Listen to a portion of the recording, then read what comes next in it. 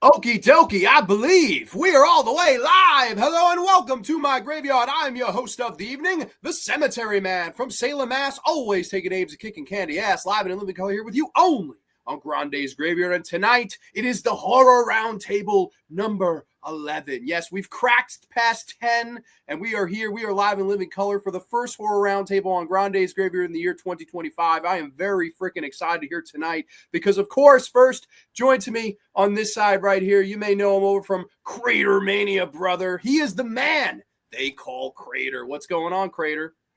Not much, man. I'm glad to be on here finally. I know we've kind of talked on Facebook and stuff like that for a while.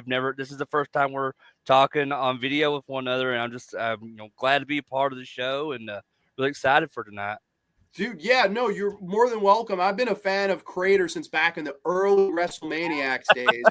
And hearing him do like 4-hour retrospectives of Bret Hart, I was like, I got to chop it up. Oh, yeah, the 4. Yeah. Right, the 4 horsemen ride again. And I was always like, man, I'd love to, get Crater on here, pick Crater's brain, talk horror and all things entertainment with you. So thank you so much for making the time here tonight. Thank you for having me, man. Dude, yeah, anytime. Of course, below him, he's repping my state right there, and a little bit of Megadeth. He's actually a returning guest for the first time in 3 years when we discussed some Giallo films. He is all the way from the UK, one of my best buddies, my mates, my Super Bowl prediction dude, a Giallo expert, Darren, a.k.a. Subjective Perspective Collective, a.k.a. Eurocrypt. I don't know, so many AKs, but Darren, welcome, man. Oh, thanks, John, for having us back, man. When you mentioned this a couple of weeks ago, or 3 or 4 weeks ago, I'm really excited because, like you say, that first show, I didn't believe it was like 3 years ago because time just goes like that, doesn't it? Yeah. But yeah, thanks, man. Thanks for having us back. Yeah, no, absolutely. You're more than welcome all the time. And of course, right here, making another channel debut. We got 2 debuts in 1 episode. I don't know how the hell we can handle this over here, but we got the other Subjective Perspective Collective, SPC for short, the legendary Dirk. Dirk, what's going on, brother? What's going on, man? We back up in there like swimwear. I like that. Dude, man, happy to have you on. Glad you got me on, man. Glad that you got us on. Yeah. Yeah, no, everybody. So if you want to subscribe to these guys' channels, of course, Darren and Dirk, respectively, they host a weekly podcast. Sometimes they do more. It's crazy. Their show is fantastic, though. It's called Eurocrypt Podcast. It streams on Subjective Perspective Collective and Dead Pit Radio. So I put that link in the description if you guys want to subscribe to that. And of course, there is the channel itself, Subjective Perspective Collective, that you can subscribe to. And of course, I also put this guy, CraterMania, who's counting down. I believe it's your top 5 or 500 films of 2025. Yeah. Is that right? Yeah, not exactly my top 500, but just I'm just trying to set this goal for myself where I want to watch 500 movies, in 2025. I've never done that before where I've watched 500 movies in 1 year. But yeah, like I'm doing pretty good so far. I'm almost in the 300s. So okay. Wow. Yeah. Wow. Yeah, I saw you about halfway through, and I loved the Sleepaway Camp stream selfishly. Oh, thank you. Darren just did a Sleepaway Camp stream with Chris the Slasher dude. So I was like, holy cow, Sleepaway Camp's running wild right now. The 4Ks just came out. So very exciting time for Sleepaway Camp fandom, especially if you love YouTube content. But we also have some people in the house. Miss C is here. Oh, what? Look at that, Crater. Oh, that is nice. I love it. Miss C is here. Chow Grande and Hulkamania friends. Welcome, Miss C. Hope all is well. Haddonfield Mascots in the house. What's up, everyone? Hope we're doing well. I spiked my Deer Park with liquid IV for this one. Oh, shit. That's going to be some hardcore shit right there. Yes, R.I.P. Hulk and Ozzy. Such a bummer. Yeah, we're going to talk about Hulk and Ozzy before we get into the main topic, if that's all right with everybody. Anthony Chabot, hey, how you doing? By the way, I had to say goodbye to my girlfriend. Okay. Texas THC 1965. Hola Grande and everyone. Welcome, Tex. Hope all is well. On, Texas, man. What's up, Tex? Yeah, no, happy to have everyone in the house here tonight, of course. I wanted to talk before we get into the main topic, of course, of roundtables and organic fun discussions. Tough week in the entertainment world. We lost Ozzy. We lost the Hulkster today. Any guys want to talk about, past memories or thoughts on, either guy or both of them? Please, the floor is yours. I can start with Ozzy if you want. I'm not a big wrestling fan, so I didn't, I obviously know about Hulk Hogan and all that. But Ozzy obviously he's living not too far away from where I am at the moment, just across the border in England. And and I grew up with him. You know, my first bands I was getting into at like 10, 11 was AC/DC, Iron Maiden, Ozzy was up there. I've got one massive regret that I never got to see him live. He did play a big festival here in the UK called Dollington, and I was like 14 or 15. I remember, like, and I think you had to be 16 to get in. I literally nearly cried because he was the guy, man. And I've been playing a few albums since his death, and it's really hit me quite hard, to be honest, because even though he looked frail at that last concert, and it was great, superb, and all that, I didn't expect him to go so quickly, you know. And seeing it, there's like a last video Sharon put up online, and I think his kids as well. And yeah, I think he was ready to go. I think he just tried to keep for that concert. I think that was it. I think that was what was keeping him going this year. I think he would have been gone a long time before, obviously, if not. But no, that's just my 2 cents, you know. Yeah, man. As far as Ozzy goes, man, for me, growing up, like, he's one of the first that I got into as far as metal goes. I got to see Ozzy in 1989 with the Anthrax. Awesome. The No Rest for the Wicked on the Man tour on Halloween night at the Hearst Memorial Coliseum. And so I heard later on that he took a big shit outside the Hearst and shit, you know. But no, Ozzy, man, like, I'll never forget, in the 6th grade, I did a talent show, and I was the weird kid at my school, right? So you got to think I'm in the Bible Belt of the South here, Louisiana. But I did a talent show, and I did Bloodbath in Paradise. I lip sync it. Oh, wow. And I dressed up like Ozzy. That's awesome. Fucking did my hair and shit, and fucking had the black eyeliner and shit. Wow. But I had a black Western duster instead of a black leather fucking trench coat, you know. But please tell me you have the tape of that. We're recording. No, man, this is back in way the fuck back, 6th grade. I want to see the photos of that. Yeah. I'd love to see that too. I love just seeing stuff like that in general, because we did stuff like that when I was in school when I was a kid, and they would always call the event Putting on the Hits. So they would have like everybody like kind of just do the thing where they would like lip sync to the actual, like, you know, the audio of the song, and they would like dress up as the performer or whatever. And I remember me and some of my friends did, like, we dressed up as the Beatles one year for it, and did Help. So that was I love stuff like that. But yeah, as far as, like, you know, Ozzy passing away, it's just still surreal to me, and it's still like I don't think it's really hit me yet, because, you know, even though, like, I was just a fan of him, you know, it still felt really personal to me, like, you know, because, you know, he's the biggest reason why I became a fan of heavy metal. Him and Judas Priest, like, those are the two, you know, like, bands or, you know, musicians, whatever you want to call it, you know, just that really got me into that genre of music. And, you know, but Ozzy, just as an individual, you know, like, his life outside of music was so interesting.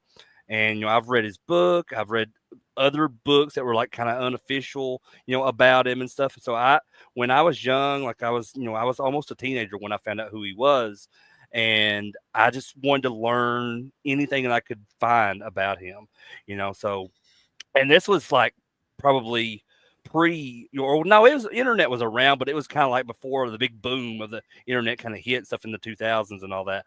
But, like, it was just anything I could possibly find, I would want to learn about him, because his life just seems so wild and interesting to me. And just, you know, I watched that final concert he did a few weeks ago, and it's kind of, you know, poetic, you know, because that was one of the greatest concerts that I've ever seen, whether be live or that be just, you know, watching on TV or a screen, whatever. But it was just fantastic, you know. And I think, you know, I got to commend Tom Morello for really putting all those bands together and kind of lead up to Ozzy and Sabbath's performances. So just really, really well done. The production was amazing. But, you know, I know he was not good in health and everything, but I wasn't expecting him to die that soon after the concert and everything. But as far as Hogan goes, I mean, a lot of people that, if you know me, you know that I'm a fucking humongous wrestling fan. Yeah. And, you know, while I was never the biggest Hogan fan, I respected what he did for the industry.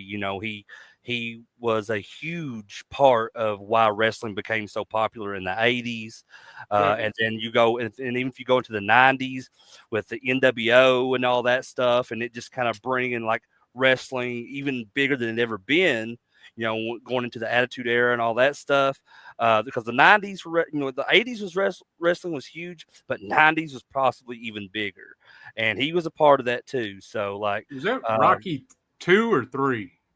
Hogan was three, right? Because Mr. T's in there with him, right? Yeah. But yeah, it's just really, really, really. Oh, you're good, man. But I really wasn't expecting that. When I found that out today, I was like, oh my god! I was like, Hogan died. Ozzy just died a few days ago. Yeah. So it's crazy, man. I thought it was bullshit when I first heard today, and I thought it was like a hoax because that's the world we live in now. A lot of people throw this fake shit up there all the time, But I was wishing it was. I mean, and I had to piggyback off what you're saying about Hogan. Yeah, I know a lot of people had a lot to say about his reputation, some controversial things that he said, and there's no doubt the guy. Yeah, he said some horrible things at points and wasn't as well liked by some of his peers and things like that. But I agree with you. Like his legacy is immortal. The interest that he got the product in the 1980s and the whole golden era of pro wrestling, like he was an instrumental part of that. He was probably the biggest deal at that time. And I don't know, I feel like his influence is forever, whether people like him, hate him, respect him or don't. I feel like you have to respect his legacy more so than even the guy himself. Eat your vitamins, say your prayers, brother. It was different times. And Hogan was the pioneer of that. And of course, Ozzy, I'm a huge Black Sabbath fan. I love Black Sabbath, like always been a big Sabbath guy. Top 5 band for me. I don't know about you guys. And also I do like the Beatles, by the way. The Beatles got mentioned. I love the Beatles too. They're right there, the Beatles. But yeah, no. I love Ozzy solo as well though. Like a lot of people preferred I guess Dio or whatever over Ozzy, but I've always been like because there's always been that clash between Dio and Ozzy. And I've always been on the Ozzy team, I know, I've always been Ozzy, man. But, Yeah, I love Dio too. I love Ronnie James Dio too. But wasn't the Beatles? Wasn't that Ozzy's favorite band? Oh, it was. I didn't know that. Probably, yeah. I think so. Yeah. Huh. Oh, all right. They learn something new every day, I guess. That's pretty cool. Slasherford also mentions Malcolm Jamal Warner, who was Theo. Was that the character's name? Yep. Yeah, Theo. Yeah. The Cosby Show. Yeah. Yeah. So RIP to him too. I heard he's sad. He drowned. I think he was 54, which is just my god, like heartbreaking. Ryan Hanley says RIP Ozzy. His influence on music is legendary. I saw Sabbath 3 times and Ozzy solo once. Awesome. Oh wow. I remember Sabbath came to New Jersey, I think in 2013. And I was like 15. So I didn't have a job yet, money, but oh my God, like I regret every day. I wish I had the money to go to that. I would have given anything to go. It was like the tickets prices were absurd, but it's even a bigger regret of my life now that I didn't get to see Sabbath at least once, but that is I only got to see Ozzy once, and it was at a here in Kentucky, in Louisville, Kentucky. It was a part of a music festival called Louder Than Life Music Festival. And I think it was one of the last couple of days of the festival he played. And this was in 2016, I think. And he wasn't doing very good at the time either. I think he was having throat problems at the time because I think they only played maybe like 6 or 7 songs. And one of those songs, I think it was maybe during Mr. Crowley, or Bark at the Moon. I can't remember which one, but he had to walk off stage, and he was kind of gone just for a few minutes. So like Zach Wild was just out there, just kind of like improvising with this guitar solos and stuff. So, but it was just really cool to be able to say that I did get to see him at least once. I never got to see Sabbath. I had friends that went to like Sabbath's final tour or whatever and got to see them, but Yeah, man, I never got to see Sabbath. I mean, of course, but I mean, how long were they together as Sabbath before the reunion? I mean, like, it didn't feel like that long of a run to me, unless I'm completely mistaken. Like, did they even have a 5-year run as a band together? I think it was with 4 Ozzy, years, right? Yeah, with Ozzy, I'm saying. It was like 4 years, right, Darren? 4 years, okay. Something like that, yeah. I think it was. Yeah. Crazy short run. Man. But shit, I still jam. Fuck, I was just going to Texas, and I'm jamming, Enter the Void and all that shit on the way. Like, we're jamming the shit out of Black Sabbath all the time in my I think truck. Sabbath, Bloody Sabbath was one of the first albums. The first album I ever got was Back in Black, AC/DC, but I think Sabbath, Bloody Sabbath was like the second. Yep. So, yeah, it's crazy. I was a big fan of his solo stuff. I think Ozzy was just like Shot in the Dark. I remember that coming out as a Ultimate single, Sin, and then the Ultimate Sin, what an album that is. Do you guys have a favorite Ozzy song? Oddly enough, it's the one I told you. And it's one that most people would be like, what the fuck is that? Bloodbath in Paradise. Fucking crazy. Yeah. I think Crazy Train, maybe, for me. And you got to think now, Ozzy's up there jamming with Randy Rhoads again. Yeah, that's my favorite guitarist of all time, too. And mine. Yeah, he's up there. He's up there. And especially, and that's, my favorite Ozzy song was when Randy Rhoads was with him. It's Over the Mountain. Yeah, I love that. Over the Mountain is the shit. And my wife, she loves the entire Bark at the Moon album, and her favorite Ozzy song is Waiting for Darkness. Okay. Nice. Yeah. Fucking right. Suicide Solution is another one. I know people, he got in a lot of problems with that, with the lyrics. If you pay attention to the lyrics, though, what the fucking song's actually talking about. Like, it says enjoy your life. People not to fucking do that shit.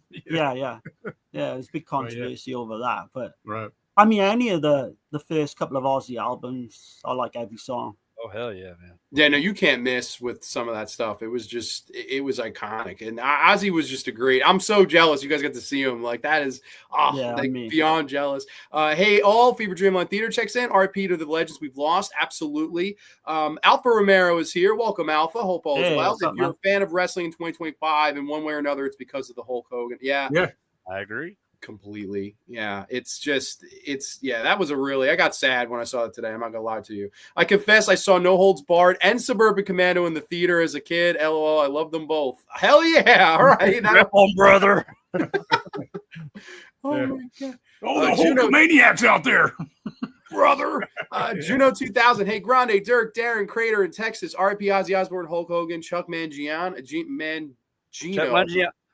Chuck Mangiano died? Yeah, he died today as well. Oh wow. Shit. Okay. This is a terrible week. This week just needs to end. So it's just, oh my God. I only know who Chuck Mangiano is because of King of the Hill. I don't know if you guys watch King of the Hill, but he was. I saw a little something about it. I don't really know too much, but Yeah, he was a character featured in the early seasons of King of the Hill. That's completely random. Yeah. There's no possible way to deny what Hulk Hogan's impact was. Absolutely. Ozzy. I just remember that fucking. I remember him body slamming Andre the Giant, dude. And was it first WrestleMania? WrestleMania 3. Oh, 3? Okay. Yep. Well, I was a kid, and I remember watching that shit on USA. It wasn't pay-per-view and shit. As far as I remember, year I was born. 86. Yeah, that was the year I was born. I always loved the flub he had in New Orleans when he was trying to say the Superdome, but he kept mistaking it as the Silver Dome. Yeah, I was there. Silverdome, brothers. Like that. Yep. I was there for that one too, and oh shit, okay, yeah, because Undertaker getting beat, at that one, the streak ending.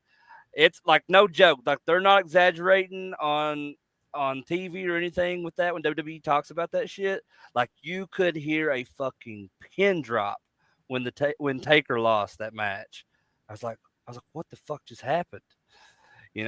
So holy cow! I was at WrestleMania 29 in MetLife Stadium, and that was Punk and the Undertaker, great match. Right. But I will never forget that either with Brock Lesnar and the Undertaker. I remember being like, what? Like, because the match wasn't really good. Apparently, Taker bumped his head or something. Yeah, he was fucked up that whole day, I think.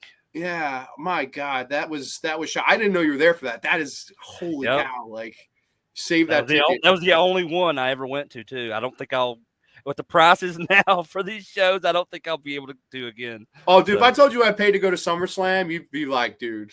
Like, Ozzy always credited the Beatles as a band that made him fall in love with music. Okay.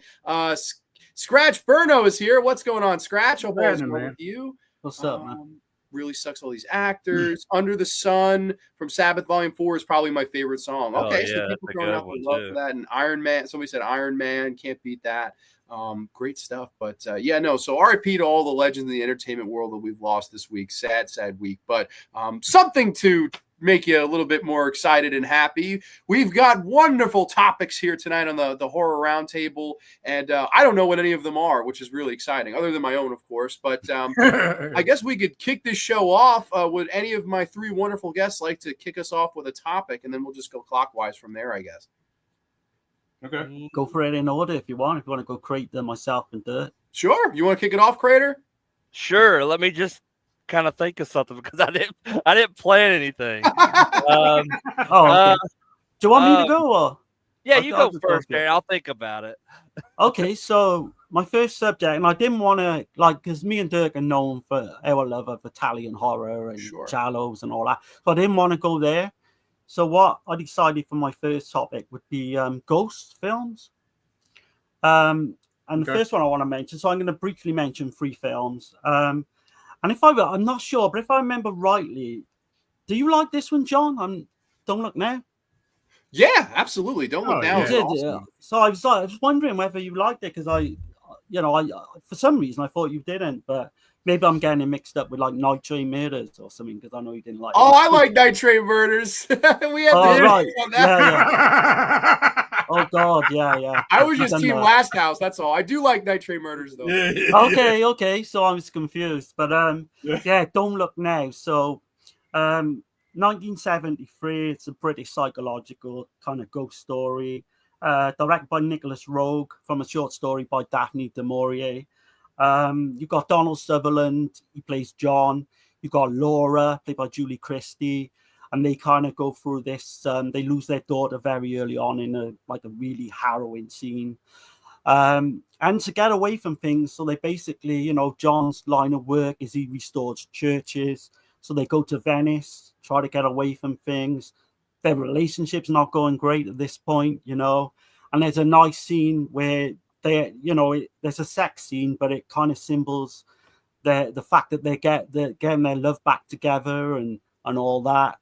And it's just a really creepy ghost story because you don't know if the daughter's trying to contact John.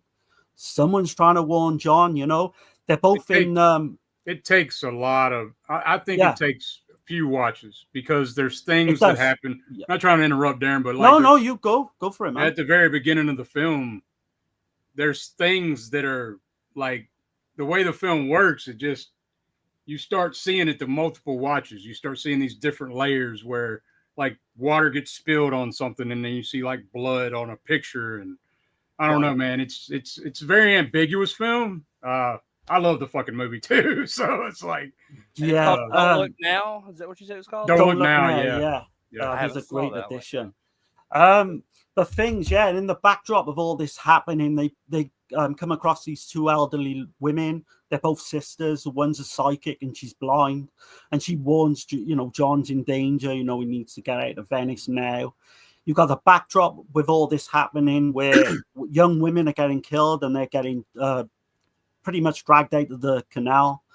And we see with those murders, you always see this little person in a red coat running away from each crime scene. Mm-hmm. So things kind of get wacky. I don't want to spoil it or anything from then on in because I love Crater to actually see this.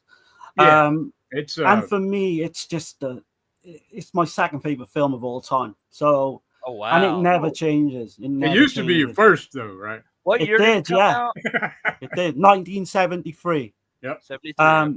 I highly recommend Crater if you've not seen, to see this one. I'll definitely write that one down for sure. So Donald Sutherland, you can't go wrong, man. Donald Sutherland, Julie Christie, great, and that's just a few years before the Body Snatchers remake. Body Snatchers, and also I think Animal House. He does Body Snatchers remake and Animal House the same year. Did you guys ever see that movie he was in, The Puppet Masters? Yeah. It was like Puppet Master 8 or something crazy like that. No. It's just called The Puppet Masters. The Puppet Masters. I think it was like based off a book or something. Yeah, he's like in a helicopter. I remember him being in a helicopter, right? Yep. It came out sometime in the 90s. I'm pretty sure, right there. Yep. Yeah, it's great. I think it's been a long time. It, definitely check that one out. Yeah, but you can't go wrong with Sutherland, man, in anything. Damn near. No, man, no. I will say the Crater, right? If you do watch this film, just go in completely blind, because there's an ending that's shown a lot. Yeah, there's an ending that's shown a lot online and that, and you need to have the full experience. Oh yeah, if I see anything online that spoils a movie for me, you guys have no idea how pissed off I would get.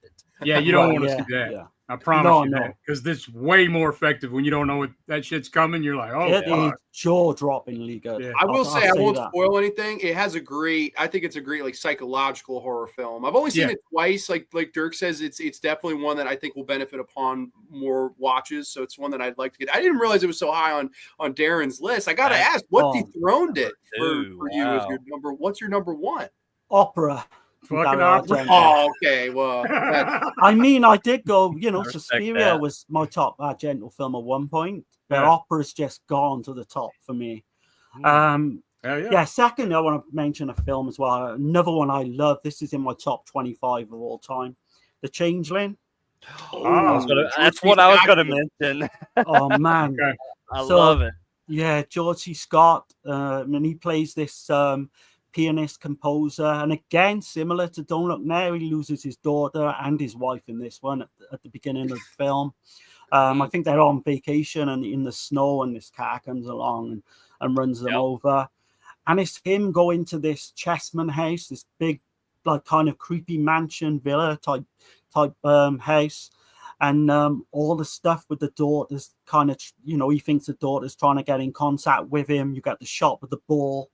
Comes down the stairs and he puts that opening scene is fucking it's heartbreaking. It's almost it's the same effectiveness as Don't Look Now. That's and I realized that when I'm putting these films together, and I've got a couple more as well. It's kind of go all together, and it's completely by chance.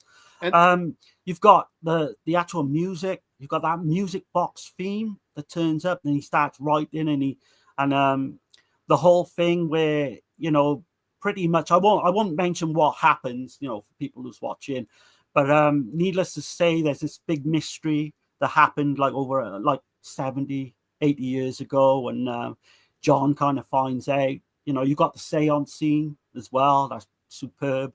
So yeah, that's the second one I want to mention. I'm glad that you've all seen that one, yeah? Yeah, the Changeling, like that's funny, because when you brought up that topic of like ghost films, that was the first one that popped in my mind. I don't know if it's like my favorite of all time as far as ghost films go, but it's definitely within that top three. It's just as far as that subgenre goes with ghosts, it's definitely like just it's a masterpiece. It's a beautifully made film. I mean, just from like the sound, like the soundtrack, to just how everything is shot is just I really don't know how to describe it, but it's one that you can, if you're a fan of that kind of stuff, if that fan of that subgenre, it's definitely one that you don't want to like go through your life and miss that out on that one, because it's such a good one. Like Darren was saying, like it's definitely one of my top favorite ghost films. Yeah. It pulls you in as well. It just pulls you in. I remember watching it back in it must have been the early 80s, and then it started to come back on telly again in the 1990s. And you've got the wheel. I didn't mention the wheelchair scene as well. It's absolutely frightening, some of the stuff. Even I always scared of that scene in the tub where they have this flashback of the little kid drowning in the tub, and the guy's drowning. That fucks with me. I have to look away personally. That just scared the shit out of me. And I think it's funny you mentioned two movies that have, a main part of the horror is the horrors of grief. And that's how the movie opens. He loses his family before his eyes. That's like a happy winter day, and they're all throwing snowballs at each other, and it's happy. And then his whole life within a matter of seconds is just taken away from him. And then it's the whole descent to this house and the build of this mystery and these great, I thought the director, Peter Medaic, I believe is his name. He did a really good job with direction in that film. I don't know. I always thought it was very creepy. I think it sadly had the misfortune. It comes out the same year as The Shining, which obviously that was the movie that was very press. And granted, I love The Shining even more so, but I think that it's just that's a bad year to come out with any type of ghost film because it's, you know, Shining was the one that was going to get the press and stuff like that. I mean, you've got Amityville Horror come out a year before as well. But there's such like little things in that film, The Changeling. There's a scene where he finds out that there's like an attic like blocked off, and he tries to break into this attic, and he's punching, you know, he's putting his elbow in there trying to get in through this door. Nothing seems to be, you know, unlocking this door, and then all of a sudden it just opens. And just little things like that in that film completely. It's dripping atmosphere though. That whole film, like the house, the old dark house setting, but it's the way it's done with the seance, like you said, the fire and shit on the fucking handrails and all that. That's fucking great, man. Like I love it. The seance scene is probably my favorite within that whole, just because we're like it just kind of builds and builds the tension within that scene, and then you have like I don't know what you call that position that they're there, but they have like the paper, and they're like drawing on the paper, and just kind of gets more and more intense as it goes on. And I'm like, and just I love that kind of stuff because it kind of there's something that like kind of swells up in me, and I think a lot of that has to do with that is the score in these kind of films. And if you can look at that in like Lucio Fulci's films too, like the score by Fabio Frizzi just kind of like it makes everything more intense and impactful, in my opinion. Yeah, it does. The effectiveness of the unseen. I always think of that, you know, like the more something's unseen, the more frightening it is, I think. Like absolutely. You know, when you're seeing shit the whole movie, it's like not as effective. So, you know. Right, so my last one, I'm kind of interested what you guys think of this. I think I know how Dirk feels about this one, but it's The Entity. Oh yeah. Oh yeah. Oh man, this it's been a while since I've seen it, but I've seen that one. That's a childhood favorite. You know, you've got the whole kind of Texas Chainsaw Massacre. Like when this come out, people were saying it's a true story, and it was, because I've researched it to a certain degree, and it was. There was a woman called, I think it's Doris, I believe, and she it never quite. Believed. Yeah. I don't think it quite goes. It gets a little bit kind of what's the word? Kind of spectacular towards the end, which they could have played it down a little bit more. But needless to say, you've got Barbara Hershey. She plays this woman who's constantly kind of being visitated by this ghost, being sexually harassed. You know, I don't know if it's all right to say the R word, John, on you. Yeah, go ahead. You're good. Yeah, so she's being raped pretty much. And this happens over the film 3-4 times. It even happens when her family is there with her. That fucking music when it's happening, man. That's what's like so dun, dun, dun. It's like similar to The Changeling, where you've got that big bang, bang, bang, like you say. Like say Charles Bernstein, he does the music for this. And it's her kind of fight to kind of reveal what's going on. At one stage, she even has an orgasm, and she hates the fact that she did. But this ghost, they actually think that it could be 2 or 3 people, because while this ghost is holding her down, you know, she thinks there's other like little characters as well, or little people trying to hold her down too, along with it. But it just gets really crazy. You know, her car goes out of control. She's always fighting with the psychiatrist, and then she's in a library and she happens upon these ghost hunters, and she kind of confers her story to them. They come to the house. They set up this big, vast experiment towards the end to try and catch this spirit, this ghost or whatever. I won't say what happens after that, but that's my childhood, man. The Entity. Yeah, it's kind of crazy, right? Yeah. I need to revisit. I know I said childhood favorite, but that fucked me up as a kid. I mean, we were still just does. Like, allowed to watch it like that, you know. It's like it didn't matter. Going back, watching all 3 of these ghost films, they still shit me up to this day. Yeah, and you can't say that about too many things, you know. And that effect where you see her, like, it looks like hands grabbing her breast. Yeah, stuff. that is. Like, yeah, it's still indentations of still someone. Scratching my head on that. How the hell they did that? But you know, Darren, have you ever seen the movie Lady in White? No, I am aware of it though, because I think it's one of CK's favorites. I recommend that one. That one's great. Okay, that definitely up for any kind of like ghost film I've never seen before. What are some of your favorites anyway that I've not mentioned? You know. Ghost Dad. No, I'm kidding. Ghost Leonard Part 6. Well, I really like the Insidious films. Okay. If you count those like that, and you can for sure. I like the Conjuring universe films, but as far as like the older stuff, I mean, I like Poltergeist. I like the Changeling, of course, and I even like stuff that's kind of like horror related, but but it's not really horror. Like, because I was a kid that grew up in the '90s, so I like stuff like the Casper movie with Christina Ricci, and just so like I like just ghost stuff in general. I mean, my dog's name is Ghost. So what about the Frighteners? Okay. Oh hell yeah, Frighteners! I actually just talked about the Frighteners on my last stream because I was talking about Peter Jackson's Dead Alive or Brain Dead. And I was talking about other stuff that he did, and Frighteners was one of those. But I didn't, I think it came out in '97, but I didn't see Frighteners probably till like the early 2000s because I was first turned on to Peter Jackson stuff through the Lord of the Rings, and then after that, I found out all his horror stuff that he did. But yeah, the Frighteners is great, and and the House movies too, with William Catt. I remember the House movies, yeah. That was a big deal with me and my cousin, man. We watched the shit out of that first House like over and over.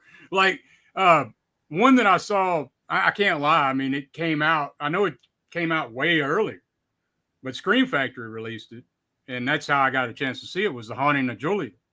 That is a phenomenal film. Excellent. I thought about putting that on. Excellent ghost film. Yeah, it's one of my personal favorite. Mia Farrow.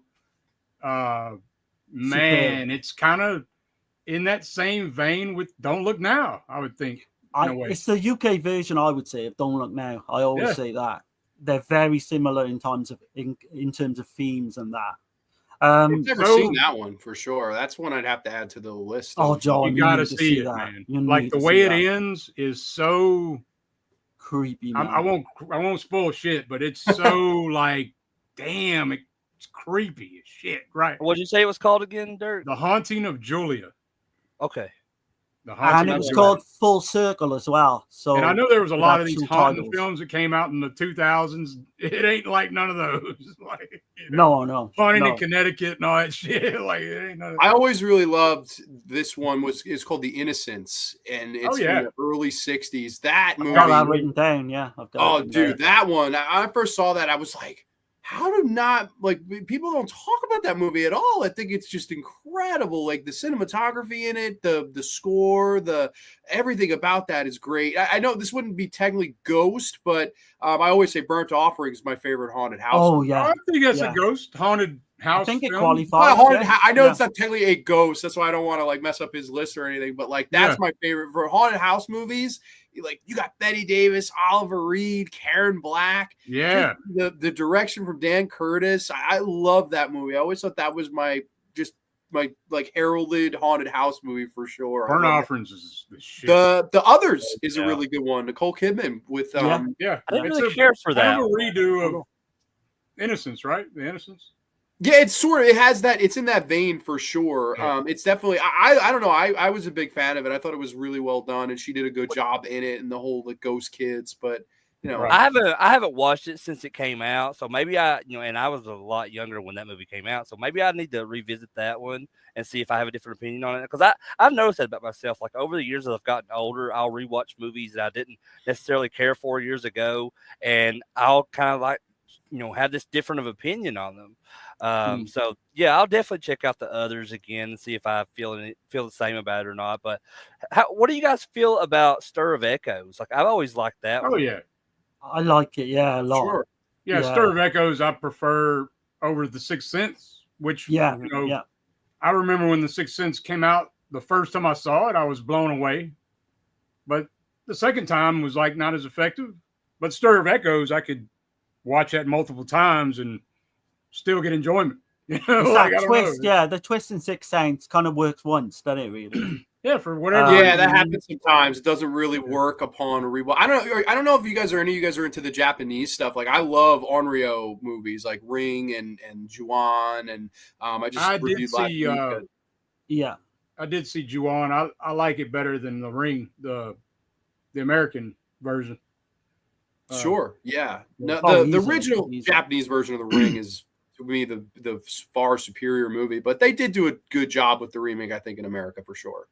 And yeah, it's a big one for my rare. wife. She loves the American version. If you look at the original Japanese, Dark Water, and then when they love that. remade it in the U.S., it's like nothing. Oh God, like that was as far as Jennifer quality Connelly. goes. Yeah, the only good thing was Jennifer Connelly. Other than that, that the was, Dark yeah. Water remake was that kind of reels pretty you good. in knowing she's in it. Two of the others I got down here and big influence. Like I love this when I first saw it. It's The Haunting in 1963, and that is like what Dirk says. It doesn't show you anything. It's all done with sound and like terrifying. Robert Wise, I think, did that one. I'm like Crater with the others on that one. The Haunting never did it for me for some reason. Really? I remember being really hyped to watch it. Maybe I was too young to appreciate it, and I just was like, The Innocence was better than that. That was my instant. I was like, fuck this. The Innocence is way better than this. Yeah. I would definitely go back though, John, and give that another watch.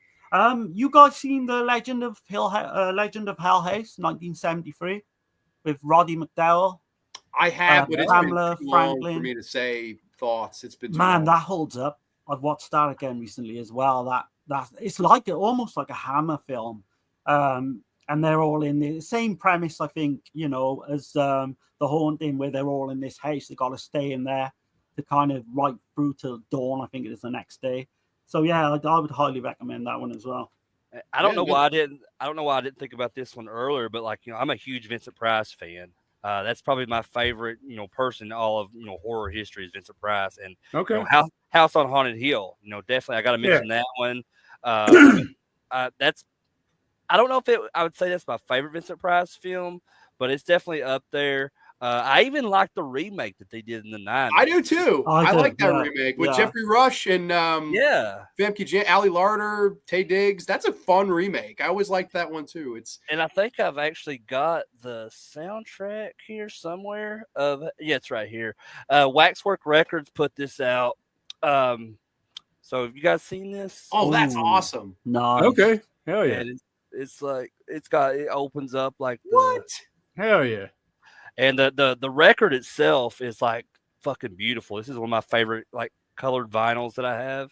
Yeah, Dirk's gonna be after that now online. it rules. Yeah, man. I recently got into collecting vinyl, so it's like, oh yeah, there's the back of it too. Okay, cool. Nice, but, yeah, I got back into the shit, man. Like I remember picking shit up back in the day, but I hadn't had a record since I was a kid. Like, just went on this tear and just started buying shit like a dumbass. But what are you gonna do? That's one hobby. If I ever got into it, I feel like the amount of money I would earn, it's like insane. The Changeling is very suspenseful with George C. Scott. Absolutely. Hi, John and panel and chat. What a time to check the stream. Love The Changeling. Thank you so much, Tom. Hope all is well with you. Let's see. The Frighteners is fantastic. I love that movie. Absolutely. Me too. Evening, everyone. Black Glove Reviews is in the house. Chris, the Frighteners is like, what if in the Ghostbusters were partners with ghosts they were busting? That's very true. Love Burnt Offering. Oh, dude, how did know Carnival Souls is a masterpiece. I almost mentioned. It crossed my mind. Carnival Souls. Some love for Haunting of Julia. I've never even heard of that. So like I am enlightened right now. I'm so It is a masterpiece. It is, man. Yeah. I promise. You won't be let down. What year did you say that came out, Dirk? That's 77, I believe. Yeah. Is it 77, 76? Yeah. Around that time. But it's a British film. So, Awesome. And no one ever talks about it. Mia Farrow. Mia Farrow's a great actress. As you know, I don't know how y'all feel about her, but I think she is. I like Mia Farrow. Yeah. Rosemary's Baby, hell yeah. Yeah, okay. Well, Rosemary's Baby gets a lot of hate. I've heard from a lot of people. Rosemary's Baby. I do too, man. But I've heard people shit all over. I'm like, damn, man. What the hell? That's crazy to me. Rosemary's Baby is a freaking classic to me. But Dirk, my friend, what's your first topic of the evening, my buddy? All right, man. So I was gonna bring up. I had a couple. So, so the first one I guess I'm gonna mention is what is some of your favorite ambiguous horror films? ambiguous horror. So like I talked to Darren about this a lot. Like, so to me, I mean, this is a horror roundtable, so I left it at ambiguous horror. And I was like, I told Darren, I said, I don't care what genre, but I think that's the one thing that I love the most in cinema, period, is the ambiguous film. I don't care what genre it is. I'm talking about David Lynch, fucking, you know, even some Kubrick shit. Of course, The Shining is my. I'm not going to talk about The Shining. That's your favorite movie, right? Favorite film. It's my favorite film of all time. We did a deep dive on it, like an extreme deep dive on it. So I'm not bringing The Shining to the table. So that's just one. But those type of films, like Jacob's Ladder. There's one, though, I don't know if y'all have heard of. It's called Borgman. Okay, it's called Borgman. It came out in 2013. It's a Dutch film. And so the director is Alex van Warmerdam. So, but it like got recognized at the Cannes Film Festival and everything in 2013. It's basically this homeless man starts out. You see like these hunters. They look like priests and shit, and they're like running this vagrant. He's like underground for some reason. You're like, what the fuck's going on? And you see like this telescope thing looking around, but these priests are like chasing him down and they're stabbing shit through the ground at him. And so you're like, what the hell? Well, this homeless guy goes to this upper class family's home, and he knocks on the door and he's asking if he could get a bath, a shower, and something to eat and stuff. And they're like, what the fuck? And then he's acting like he knows the woman, the dude's wife, and the dude gets pissed off, beats the shit out of him. And he kind of slips on into the house. I'll leave it at that. Like, that's kind of the setup on it. But I just say it took me 3 times to appreciate the film. And it does a weird thing. It's like in Dutch, but then some parts they'll start speaking English randomly. Like, so you're like, what the? It goes back and forth. But man, highly recommend Borgman. It's because you're like still to this day, and I've seen the film probably 5 times now, and I'm still like, what in the absolute fuck is really happening here? So those are my favorite type of films. Is the puzzle films, the ones that make you think. You know, I don't know how y'all feel about those, but like my wife, she can't stand it. She's like, this fucking stupid. I love stuff like that though, because it's, you know, especially when it's open-ended like that, and you kind of just, you as the audience have to just kind of make up your own mind what happens next. And definitely the number one movie like that comes to my mind, it's in my top 10 favorite films of all time, is John Carpenter's The Thing. Okay. I mean, if you, and I think that's one has been kind of beaten like a dead horse. You know, people going back and forth on like, you know, who's the thing? Is it McCready or is it Childs? You know, like, or is it both of them? You know, like I love that. And then, but the one I just watched here recently, I just covered it on my last show when I was talking about Fulci's Gates of Hell trilogy. Is the ending of City of the Living Dead. I mean, I love it, but also it bothers me at the same time. What are your guys? Do you think like there was something there that Fulci wanted to put, but it just didn't, like the footage got destroyed? You know what I'm talking about? Where they're like the kids running, John's running toward them, and they're screaming in the background, and it just like kind of cuts, to black. I think so. If you pay attention to City of the Living Dead, this is what I personally think. Now, it's over for interpretation, like we're talking anyway. But Fulci's zombies in that film are ghost zombies in a way, right? So I think there's a scene where you see the kid actually, you see him being chased by ghost zombies. So I think he is the ghost zombie at the end of the fucking movie. I think that's what I think. Interpretation. I like that. I didn't even think about that. I think he is the ghost zombie, and they're like, what the fuck? Like, but they just, I guess it's just a creative choice to do that shit across the screen like that. Do you think it could also be like how the ending of The Beyond is? So like when they're like just kind of walking out into this big landscape, it's just, basically they're in hell pretty much.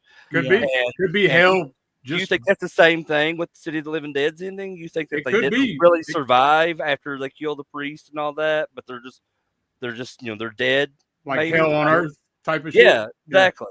He does that a lot though, because you look at Haste by the Cemetery with the boy, the young boy and the girl and the mother, and they walk off into the distance. Yeah. You don't know if they're ghosts. You don't know if you go up that crack, and then you get that weird quote. No one will know if monsters are children or children are monsters. Yeah, Like, what the hell does that mean? What? Right. Like, Fulci just loved doing those, didn't he? Those quotes. None of them made sense, but you just love putting them. I guess it just that's felt the beauty right. of it, though.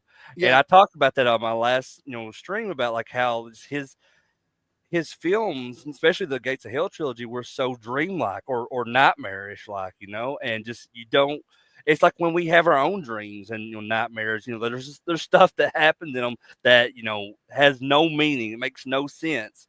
But I think that's why I like those movies so well, because I always enjoy when I have dreams like that. Right. Yeah. The nightmare you think logic. like, why did I have that dream? Why is this in my subconscious? Why is this coming up now? And then you just go crazy with all these theories, but there maybe isn't one. It just happened, Like when you say ambiguous, I mean, the immediate director you jump to, at least I would, is David Lynch, and of course, Eraserhead, movies that challenge me. Mulholland Drive would be in my top 20 movies ever made. I love that movie. I just rewatched Mulholland, but I don't know with Lynch. I guess you could say they're horror. I mean, there's definitely parts of them that are. They're adjacent for it, for sure. Yeah. I mean, and then strictly horror, one I reviewed a couple months ago, Cemetery Man is a total challenge. That one too. I love that movie, man. Definitely. Did anyone have any theories? Is that because I couldn't even tell you? I don't know. Well, with Cemetery, I just watched that one again. That was another one I covered on my last stream because I just did a whole week of like zombie related films. Mm-hmm. So Cemetery Man was one of those, and the way I've always interpreted it is that everything you see in that film isn't really happening. And he's just, this is all in his head. This is because if you look at the thing, and I hate to spoil it if anybody hasn't seen Cemetery Man, but like the snow globe thing, because that's how the movie opens too. Right. And so you're just kind of look at it like, he's at this point after what she never had a name. He just called her she. So after like he, kills her and everything by accident, he just kind of goes through this depression and he's just going crazy to where, and then he sees this statue come to life that's supposed to be death. And it just tells him to just, start killing the living instead of killing the dead that are coming back to life in the cemetery. And he's trying to, he goes and kills all these people. And then for some reason he can never get caught. He even tries to tell on himself at one point, and they're like he gets ignored. So just how everything ends with that film, I just always, interpret it as that didn't really happen. This is all in his head, or he kind of lives in his own world or something like that. Because as they go out that tunnel, the road ends, and he's like, and they're talking about that throughout the whole film. How him and Nagi, they want to go out and see the rest of the world. Yeah, never been out of the town. But as he said, at the end, the rest of the world does not exist. So I think him and Nagi is the same person too. I feel that way too. Yeah. I feel like everything, like maybe a few people within the film, like maybe existed at one point in his mind, but I think there are also characters that are just ones that he has made up in his mind. I also, when you explained the whole at the end, where he's trying to confess to people, that made me brain blast me to American Psycho with Christian Bale at the end. Right. I gotta kill a lot of people, and then there's another one, just getting away with shit. Them at the park. He's like, this is not funny anymore, because he's like, you didn't kill anybody, he's fine, and it's just like he's just like, what the hell? As we just get that monologue, and we figure it's like, what happened? Did he not? That one totally seems like it's all in his mind, but I like it all in his head, Yeah, Christian Bale does a great job in that. I love that film, man. Yeah, man. What blows my mind too about Cemetery Man, not to go on too long about it, but it's just that one, the cult following of that film kind of came out of nowhere. But do you think that just has partly because of just physical media and people starting to collect physical media and just discovering films, here in the last decade or so? Well, for like people in my I don't know, in my age group, and I mean not just my age group, but like I remember seeing that on USA.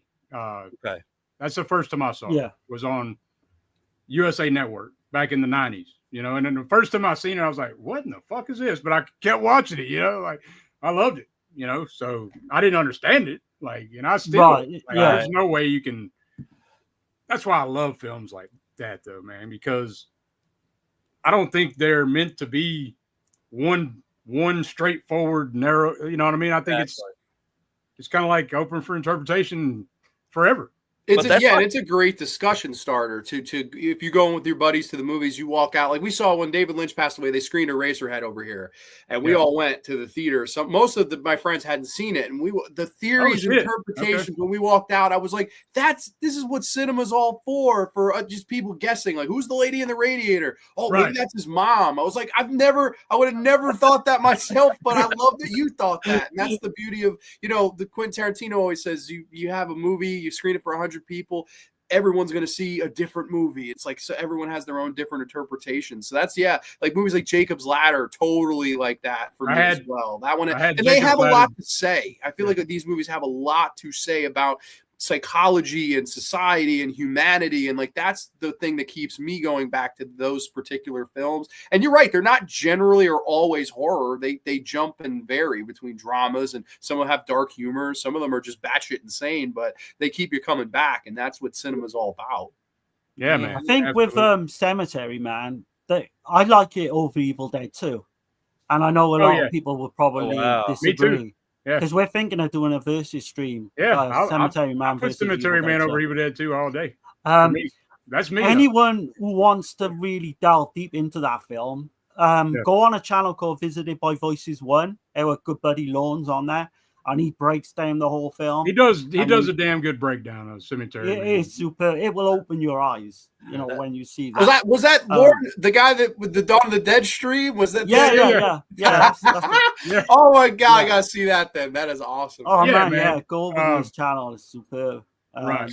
That's really the only film that I know of Rupert Everett too. Like I never really got into any of his other stuff that he did in film, but Cemetery Man was pretty much my introduction to him as an actor too. Because back when Netflix was, before it was a streaming service, when it was just doing like DVDs through the mail, that's when I first ever watched Cemetery Man, because I just randomly like added it to my queue for it to be sent to me, because I was just. That's what I was doing with the whole Netflix on DVD thing. I was just adding all these horror movies that I never seen or never heard of before just to check out. And that was one of them. And man, it's definitely up there as one of my favorite, like zombie related films ever. And, but I bring up Rupert Everett because I don't know if you guys are fans of Typo Negative, but the singer of that band, Peter Steele, I always thought him and Rupert Everett had looked very similar. They look like they could be brothers or something. Yeah, absolutely. I actually, I shook Peter Steele's hand. Oh my god, dude! I seen him live at a little small bar called the Wet Bar here in Shreveport. Like in the 90s with a band called Seed. I don't know if you ever heard of Seed. No.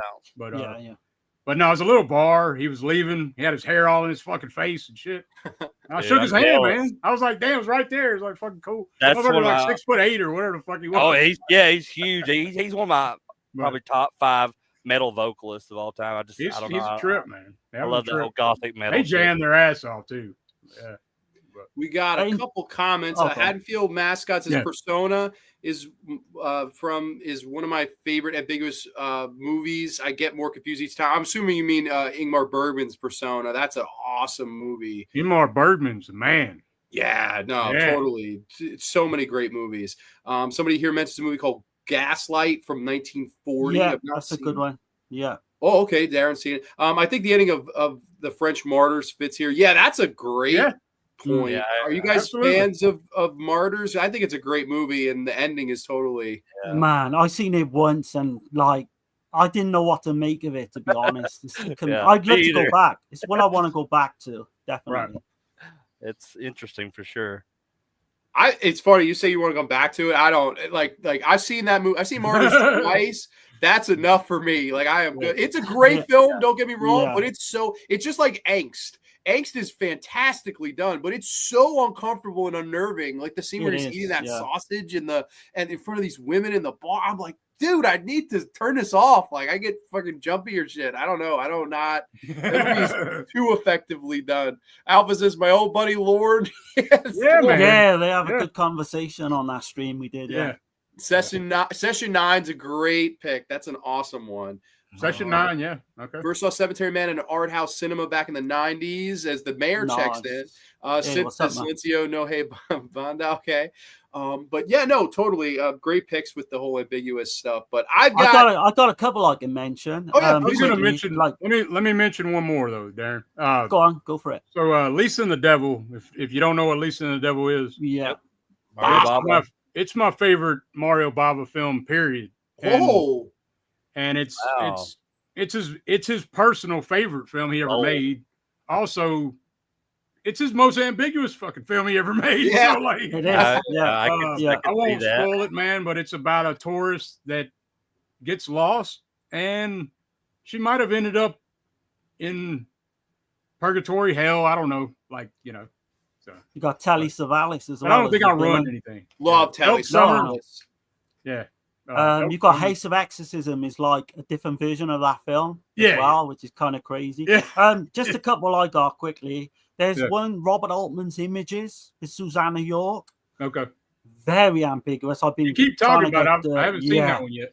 So I won't spoil it too much, but this woman, she goes kind of right in the kind of country, and she stays at this country house, and you don't know what's going on in her mind. You don't know what's real, what's not.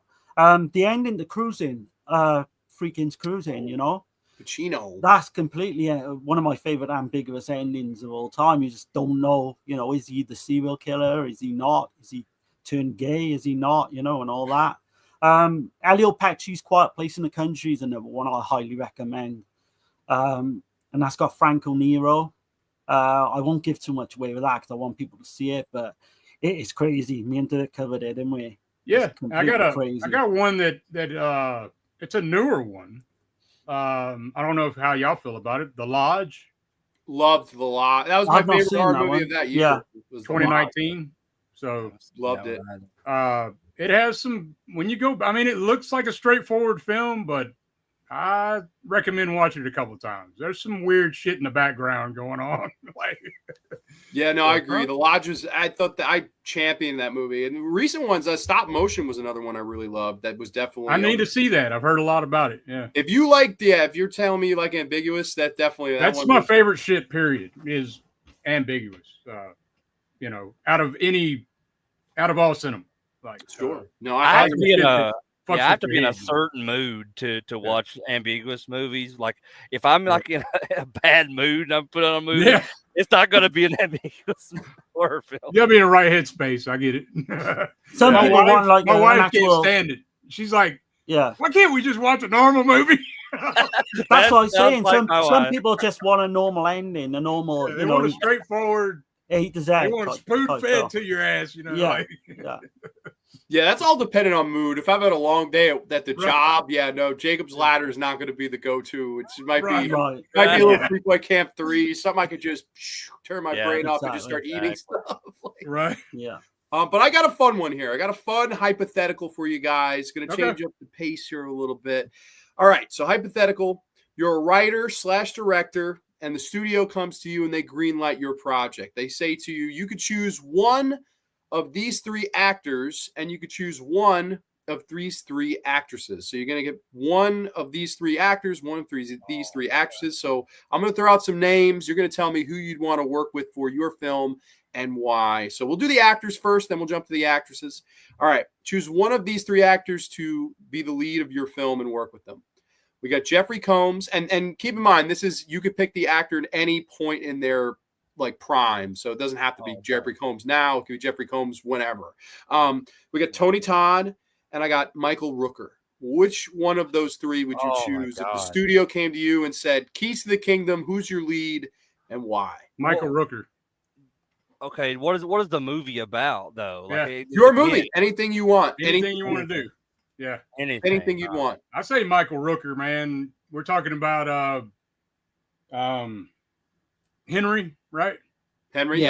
Yeah. So like his intensity, the sinister look, but then he also has got that like plays this could be nice kind of. I don't know. It's a weird, like a very nihilistic, emotionless. Like, you know? I can't really describe it fully. Like the way he acts is just even. I mean, early on in The Walking Dead, he's like handcuffed to the top of that damn. He's such a bastard, you know. He's so well rounded. Like he can make you so terrified in a movie like Henry, and then the stank palm in Mallrats make you laugh out loud. And the Guardians movies, he's so talented. He just can do any emotion and make you feel it with him. Like he's truly talented, man. Yeah, definitely, man. Michael Rooker for me out of those three. Out of those three, it's really tough for me to choose because I love all three of those guys. But if I had to choose one more so, I enjoy like his portrayal of characters in all the films I've seen him in, you know, more than the others, would probably be Jeffrey Combs, because I'm a huge Reanimator fan. You know, we were talking about the Frighteners earlier. He's in the Frighteners. Yeah. You know, he's done, you know, a ton of stuff with Stuart Gordon, Castle Freak, and just From Beyond, and Jeffrey Combs, you know, and I don't know if any of you guys like Star Trek, but I'm kind of like a Star Trek fan.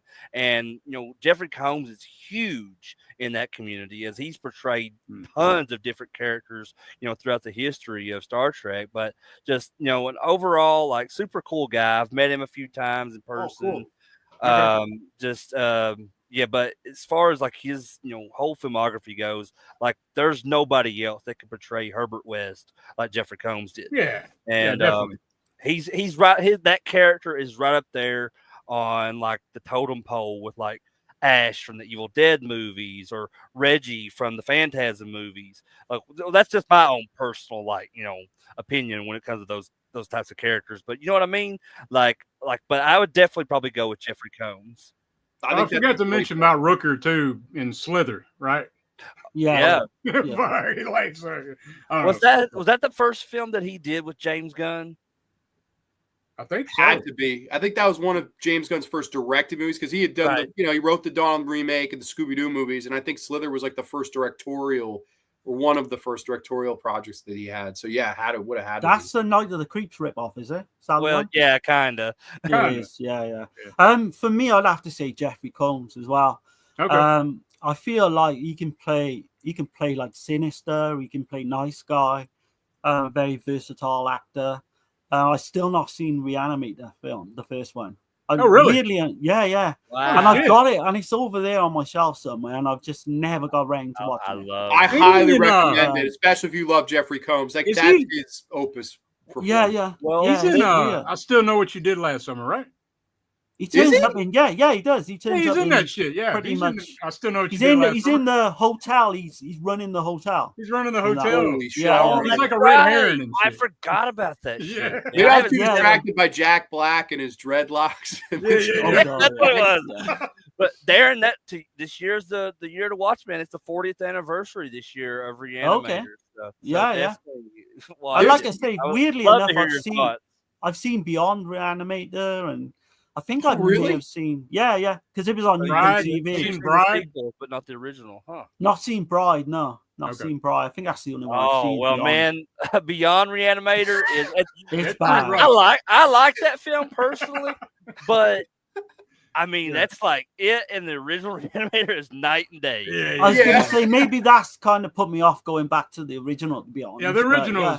I think you'll like the original. It's very Lovecraftian, you know. Yeah, it is. Combs has a great energy to him. Like, that's why I always really gravitate toward Jeffrey Combs, and like just his and he has got a great range too, right? Because like you watch Castle Freak, which was a decade later, 95, and that he's playing a completely different character in that. The tragic, I accidentally, was the cause of my kid's death, and you meet this crazy monster in the castle, and like it's a completely different role for him, and he just, I don't know, I love him. He also, Grant, I didn't like the movie, but it was fun to see Jeffrey Combs. It was called Would You Rather. I don't know if you guys have seen that, where he's the host. Maybe. He hosts these desperate people that need money and makes them play Would You Rather. I think I did see some of that. Seen that one. I don't think I finished it, but I might have seen part of it.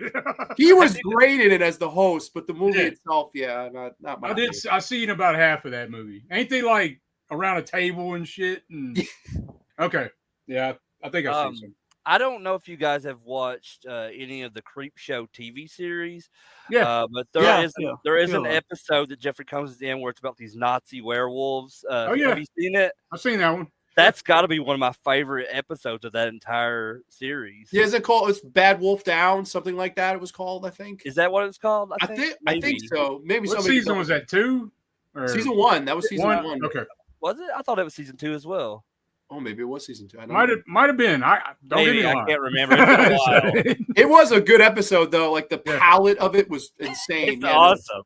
And it's just Jeffrey Combs being Jeffrey Combs as always, you know. And Masters of Horror, the where he played Edgar Allan Poe in The Black Cat. I love that performance too. That's right. That's the Stuart Gordon one, yeah. Yes, Stuart Gordon. I mean, I really like Jeffrey Combs, but I truly believe Rooker when he's playing Henry. I believe he is a fucking serial killer. That's a completely different level, though, man. Like, you got to look at Jeffrey Combs say it's Herbert West, and it's a lot of humor within it. Right. There's really no humor in Henry the Portrait Killer. So like me and my wife, she loves true crime stuff, and she loves that movie. Like, I think that's why my wife loves it so much. That's her favorite Michael Rooker movie for sure, and Tom Towell's in it too. Oh my God, he's incredible as well. Yep. And just like I love that scene where they're sitting there on that couch and they watch the video, like the snuff film or whatever, and then he turns it off, rewinds it, and he looks at it, he's like, "What are you doing?" And he's like, "I want to watch it again." and Henry's looking at him, and he's like, "This motherfucker's crazier than me." Yeah. He's sick as hell. And he's got morals too, right? He's a serial killer with morals. the way the story keeps changing of how'd your mom die, right? He keeps telling the story throughout the movie, and every time he tells it's a different. I hit her with a bat, or I stabbed her, or every time he gets to the point where what the hell? What happened to this lady? Did he do all of these things? Again, that's a little ambiguous as to how the hell did Henry kill his mama. I would say Tony Todd. Just for the sole reason of his screen presence. I'm a big screen presence guy, and you will see one of the options on the actresses list is definitely a big screen presence person. The thing with him is I feel like he didn't get enough lead roles. A lot of it was cameos. A lot of it was, okay, we saw Tony as a monster for 5 minutes or so, right? Stuff like Final Destination, stuff like Valerie on the Stairs, the Masters of Horror stuff. I do love him in the, of course, Candyman is his all-time role, and Ban and Night of the Living Dead. I think he also did an X-Files episode. He did.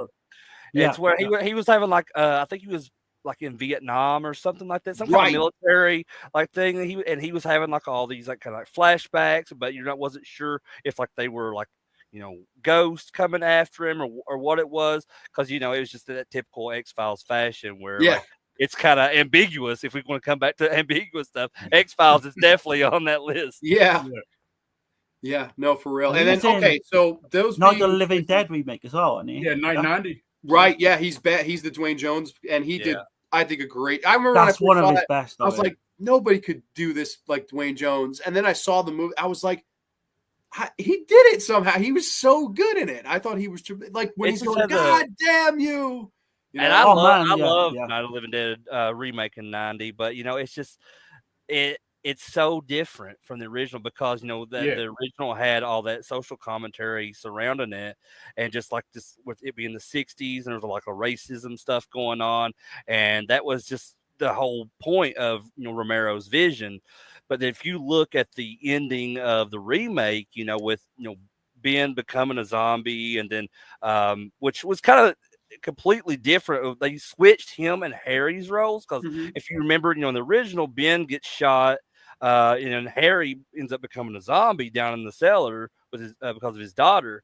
Well, they switch it in the remake. Ben becomes a zombie, and then Barbara has this more kind of strong woman character role in the remake, and she's the one that ends up killing Harry in the remake. So, but I love both of those for their own different reasons. I don't really like one of them over the other. And I know that's, a lot of people see like that's crazy because, you should like the original over the remake, but I love them both equally, but in their own ways. I love the original. I mean, it's one of the first damn horror films I ever saw. It was the first VHS tape I ever bought, like at a damn yard sale for like 50 cents, so. But I don't know. The original 68, Night of the Living Dead for me. Well, it's the one that started it all, man. It's groundbreaking for just everything that came after that, They're both with Tony Todd, though. With Tony Todd. I was going to say, in terms of in Hatchet as well, I hate Hatchet, but his role I love. He's by far the best thing in that film. But he just turned up in a lot of cameos and obviously passed away recently. He was in the last R.I.P. Final Destination. Yeah. And that was kind of, I wish he didn't do that in a way, the Final Destination film, because he does look frail. You talking about Bloodlines? I've not watched that. Yeah, Bloodlines. I'm not. Not Dirk's favorite film. I'm not. I don't think. I don't know. Okay. A lot of people were loving that movie. Whatever, that's cool. It's a one-time kind of popcorn watch, I would say. What, the new Final Destination? Yeah. Oh, I hated it too. Okay. Yeah. I didn't like it at all. I kind of thought that's it. After that, I thought it was okay, but then I sat on it a little bit. And I started to think about it, and I just heard so many people praising the shit out of it. I was just like, "What the fuck?" The critics out of nowhere, 90%. I was like, "Buddy, you hated the first 5, but this one was the." I'm like, "Why?" Like, it's so weird to me. The CGI as well. I'm in no rush. I'm in no rush to watch it because I've not even seen 4 or 5. I just wasn't really interested. Like I like the last I've one. I've never been a big Final Destination guy though. I mean, the first 2 are okay. They're fine. I like the 3rd one a lot. I do with the roller coaster. I do too. I don't mind to watch, but like the 4th and 5th one, I never checked out. I don't know. Like I heard people talk about them, and typically I don't do that. I don't really listen to other people's opinions and try to sway me away from watching a movie. But just like I don't know, I just couldn't find any interest in myself to want to sit down and watch 4 and 5. I would definitely go back to 5 because this is for me. Like part 2 is the best, but I'd say 5's the second best by a mile as well. Yeah, I'll definitely check them out at some point. 4 is awful, I think. So, quick second part to this question. The actresses part. I got 3 actresses to choose from. We got the actress category. This is completely, you can do either separate movie or the same movie. I don't know. Actresses: Mia Goth, Marilyn Burns, Soledad Miranda. Who are you picking and why? That's easy for me. Mia Goth. Holy shit. Oh, go. Yeah, give me some Mia Goth love, Crater. Man, I love that chick, dude. Like okay, so, and I'll tell you why, because she kind of has this Shelley Duvall vibe about her.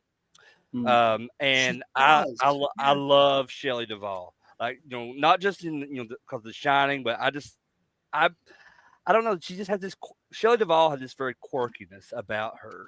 In everything she was in, from The Shining to Popeye to whatever, but I love her. I thought she had a very interesting look. Even before she got into acting, she was doing modeling and all that stuff. And she had that very just kitschy style. And I love that stuff, And, Mia Goth was, my introduction to her was with X, of course. So, like, and I didn't watch X until last year. Like, I didn't watch X and Pearl. I watched them both at the same time for the first time last year. I'm an X guy out of the 3.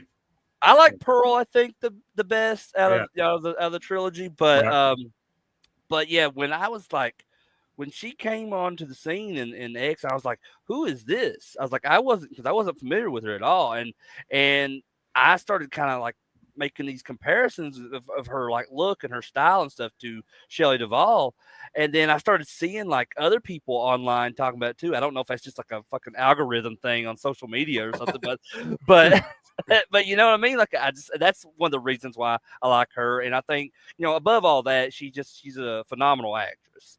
I thought she did such an amazing job in that trilogy. And that's all I've seen from her so far. I know I've looked into her filmography and there's other things I want to check out about her. But Infinity Pool is tremendous. You will love it. Cronenberg's son, Infinity Pool. That I highly recommend. If you like Mia Goth, that's wow. She's awesome, man. I would love to meet her. Since you mentioned Infinity Pool, let me ask you: do you feel like Infinity Pool is ambiguous too? Like, because I do.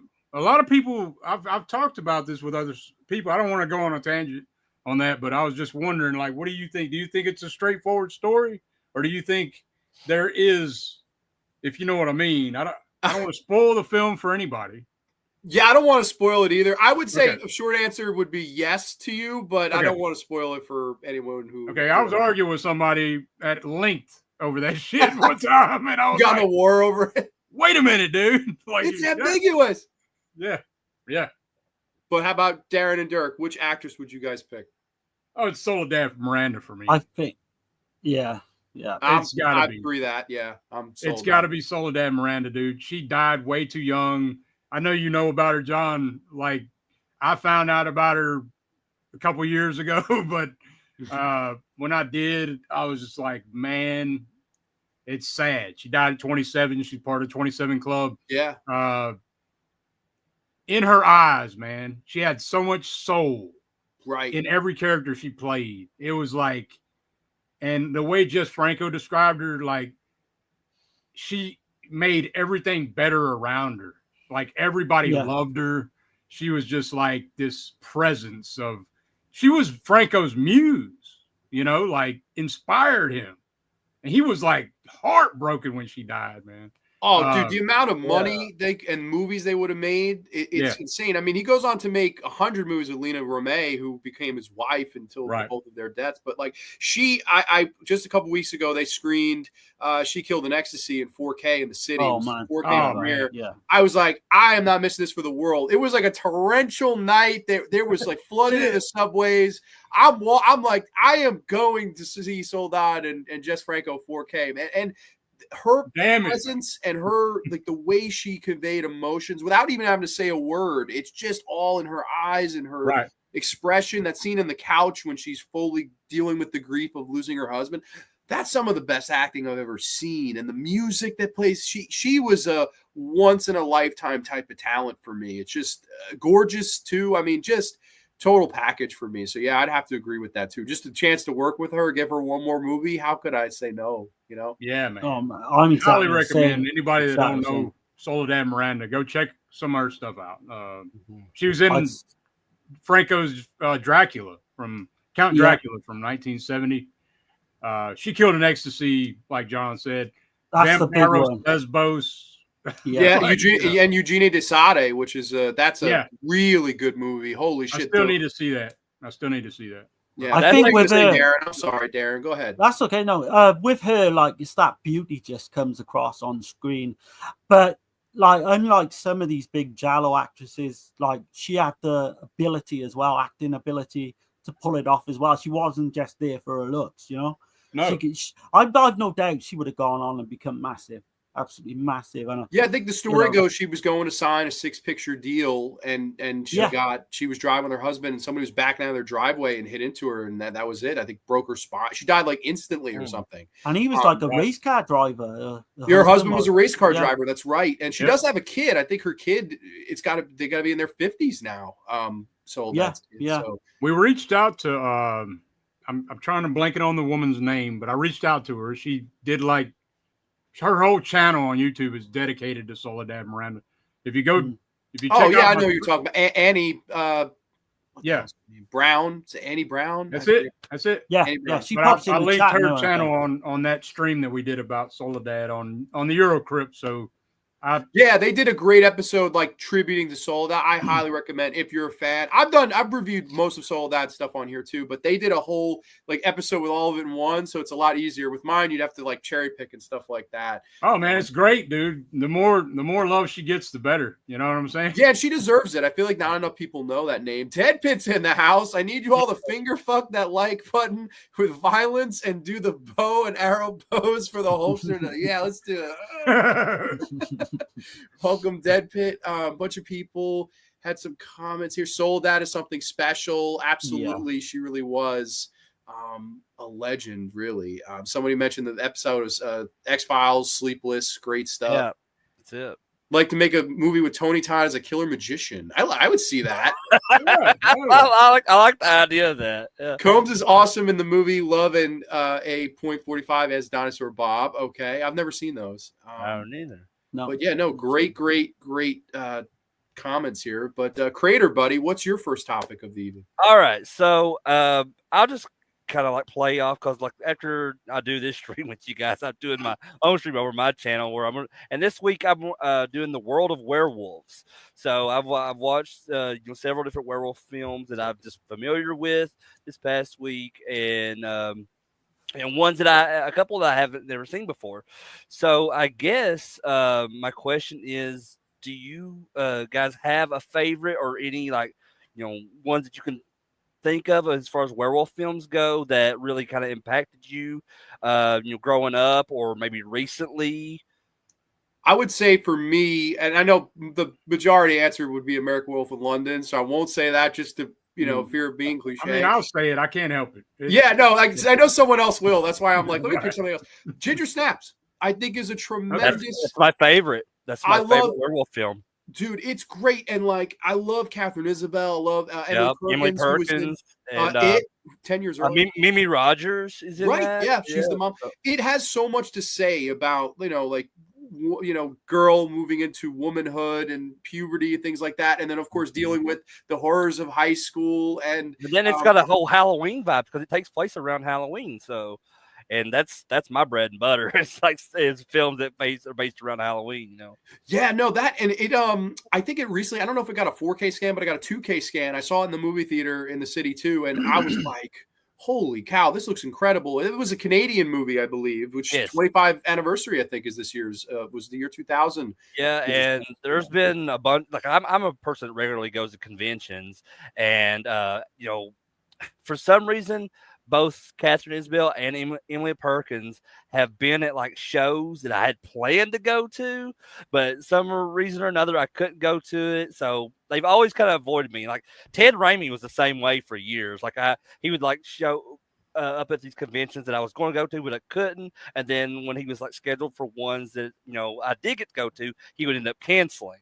So, but I would love to meet both of them. I think that's a fantastic movie. That's like the soundtrack is amazing. It's kind of has this like coming of age like feel to it. Because she's got going through her period and all that stuff.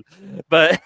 I mean, it's a fantastic film, and I know it's got a big fan base, kind of a cult following to it, nowadays.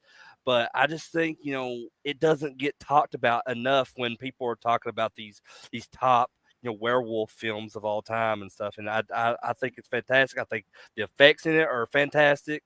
I mean, everything about it is awesome to me. Yeah, I agree. I'm stoked that's your number one, because that would, other than Werewolf in London, that would be my next favorite. That was, I guess, my number 2 favorite werewolf movie. That's a great pick. Catherine Isabel's awesome, beautiful too. I'd like to meet her myself, and I've heard Emily is really cool because I know she was in It, the original It, with the miniseries, and she's. I don't know if you guys watched the TV show Supernatural. Like she was a regular on Supernatural for a while. Emily Perkins was.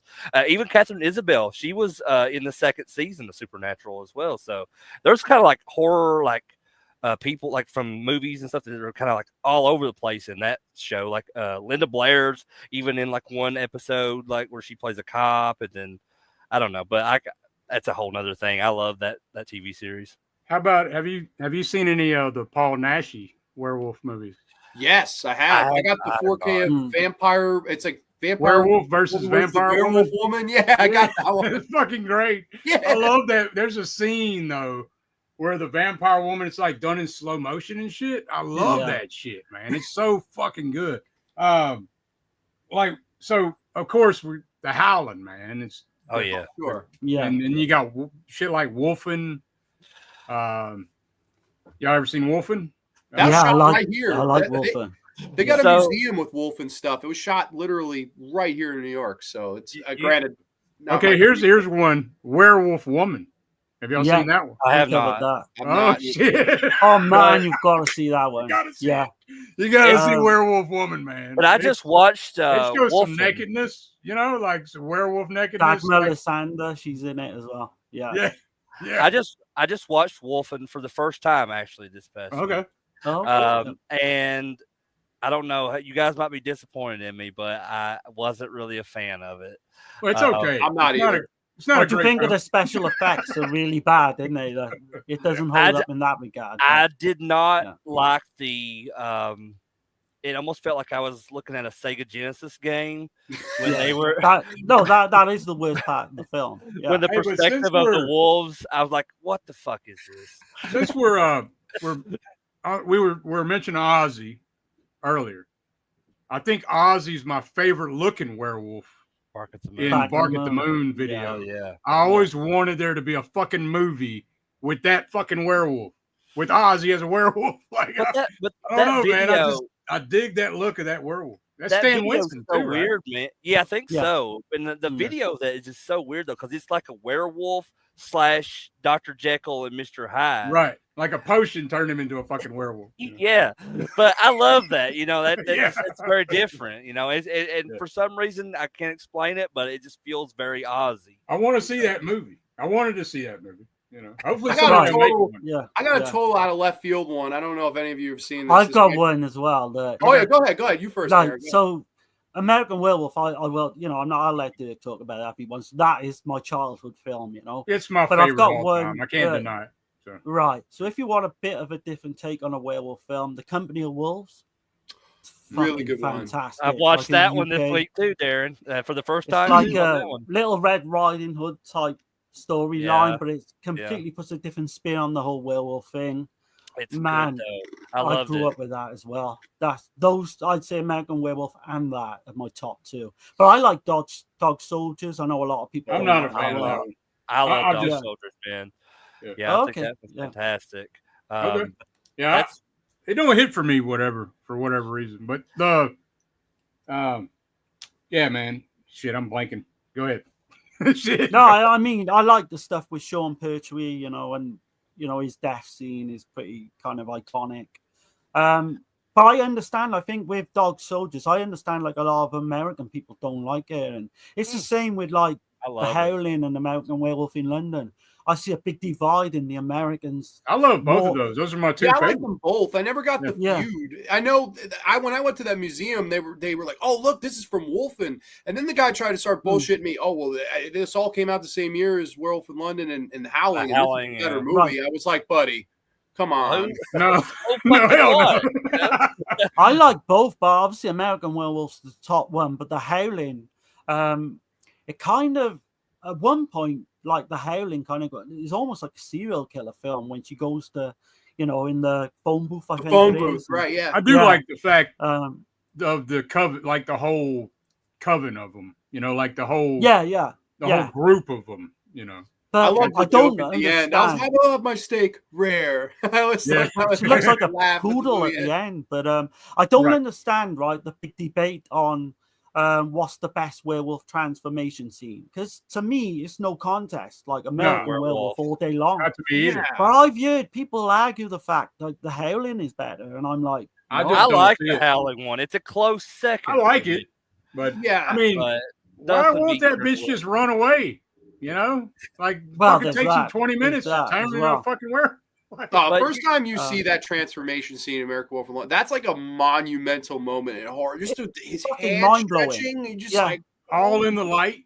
Yeah. Well, that's how you imagine it would happen. Sorry, Crater, go on. Oh, you're fine. I was just saying, I love how it's just out of nowhere too, because it shoots to him in that scene, and he's just sitting there, and just out of nowhere, he's just like, "Oh God!" and comes to his knees, and it just and you're like, "Holy shit, it's happening." But you would be in agony as well, wouldn't you, if your face is being stretched and your hands and I walked in like when it was on HBO, I walked in during the transformation scene. Wow. That was the first time I ever saw American Werewolf. I was seeing that shit. I was like, what the fuck is this? You can't get a better first impression. It's almost better to walk in during that than any other part. And I was terrified as a kid. You got to think too, Rob Bottin, who did, the effects on there, this was like 81. So this is kind of around the time where critics were like super critical, as far as negative reviews go on horror films during that whole era. And just, it was kind of like if you were involved with horror films, you were kind of seen at the bottom of the barrel when it came to Hollywood films. But that movie fucking changed everything, I think, but, with its effects, because it won an Academy Award that year, for the effects. And that really got people's eyes, I think, back on horror films and that's why we got, after that, we got all the Friday the 13th, sequels, Nightmare on Elm Street, just everything that came is huge, man. Yeah, do you think that people don't give it the love because of Landis? I think so. I think that's a huge part of it, and I think it's bullshit because if you could just take that away, I mean, you're really just kind of basing it on putting down the cast, the crew, everybody else that was involved in that film. It's the same thing, and I know this is going to be controversial, but like Jeepers Creepers, I love Jeepers Creepers. The director fucking sucks, he's a piece of shit. But same with Lansky. I think the movie's great. I think that's not fair to the rest of the cast and the crew of that film. And so if you look the same thing with American Werewolf in London or any other John Landis film, like I fucking love the Blues Brothers. But, and you don't hear a lot of people talk about it anymore, because people are just trying to like kind of shun John Landis about all the association with all those films. Think about all the Weinstein films that were produced. Well, you got to throw all them away too, right? Fuck yeah, man. Like, it's just, the comedy in American Werewolf, like that works perfectly for me. And I'm not a big comedy horror guy. It's perfect the way it's divided, though. Too. Yeah, so it's horror when it's horror, and then it's comedy when it's comedy. Like it's perfect for me. It is. It's a perfect blend. I always loved the friend that keeps showing up and decaying more and more. Oh, Jack. Throughout the movie, like that's one of the best touches. I love that, man. And that opening scene on the moors as well. It's got to be one of the scariest, scenes you'll ever see. Mm-hmm. The soundtrack when they're like talking together and they're like, "Shit, what's that over there?" And do you know what I mean? Yeah, and they go to the pub obviously before that and they get warm. But you guys think that was so like left field though, for like because all John Landis was known for before that was comedy films, and Schlock. Yeah, well, that too, yeah, but it still had like that, that humor about it. So like for him to kind of put that into the mix with American Werewolf in London, like I think that's got to be one of the first great comedy horror films. Totally. Definitely. It is. I mean, it's right up there. Like, I think Return of the Living Dead's right there with it. For me anyway. Like, and him and Rob Bottin, they came back together, if you remember, because they worked because John Landis directed the Michael Jackson Thriller video. Yeah, and Rob Bottin did all the effects on that video as well. Like, well, I know he did the effects on the werewolf Michael at the beginning, but I don't know if he did like a cat on Michael, the zombie. Yeah.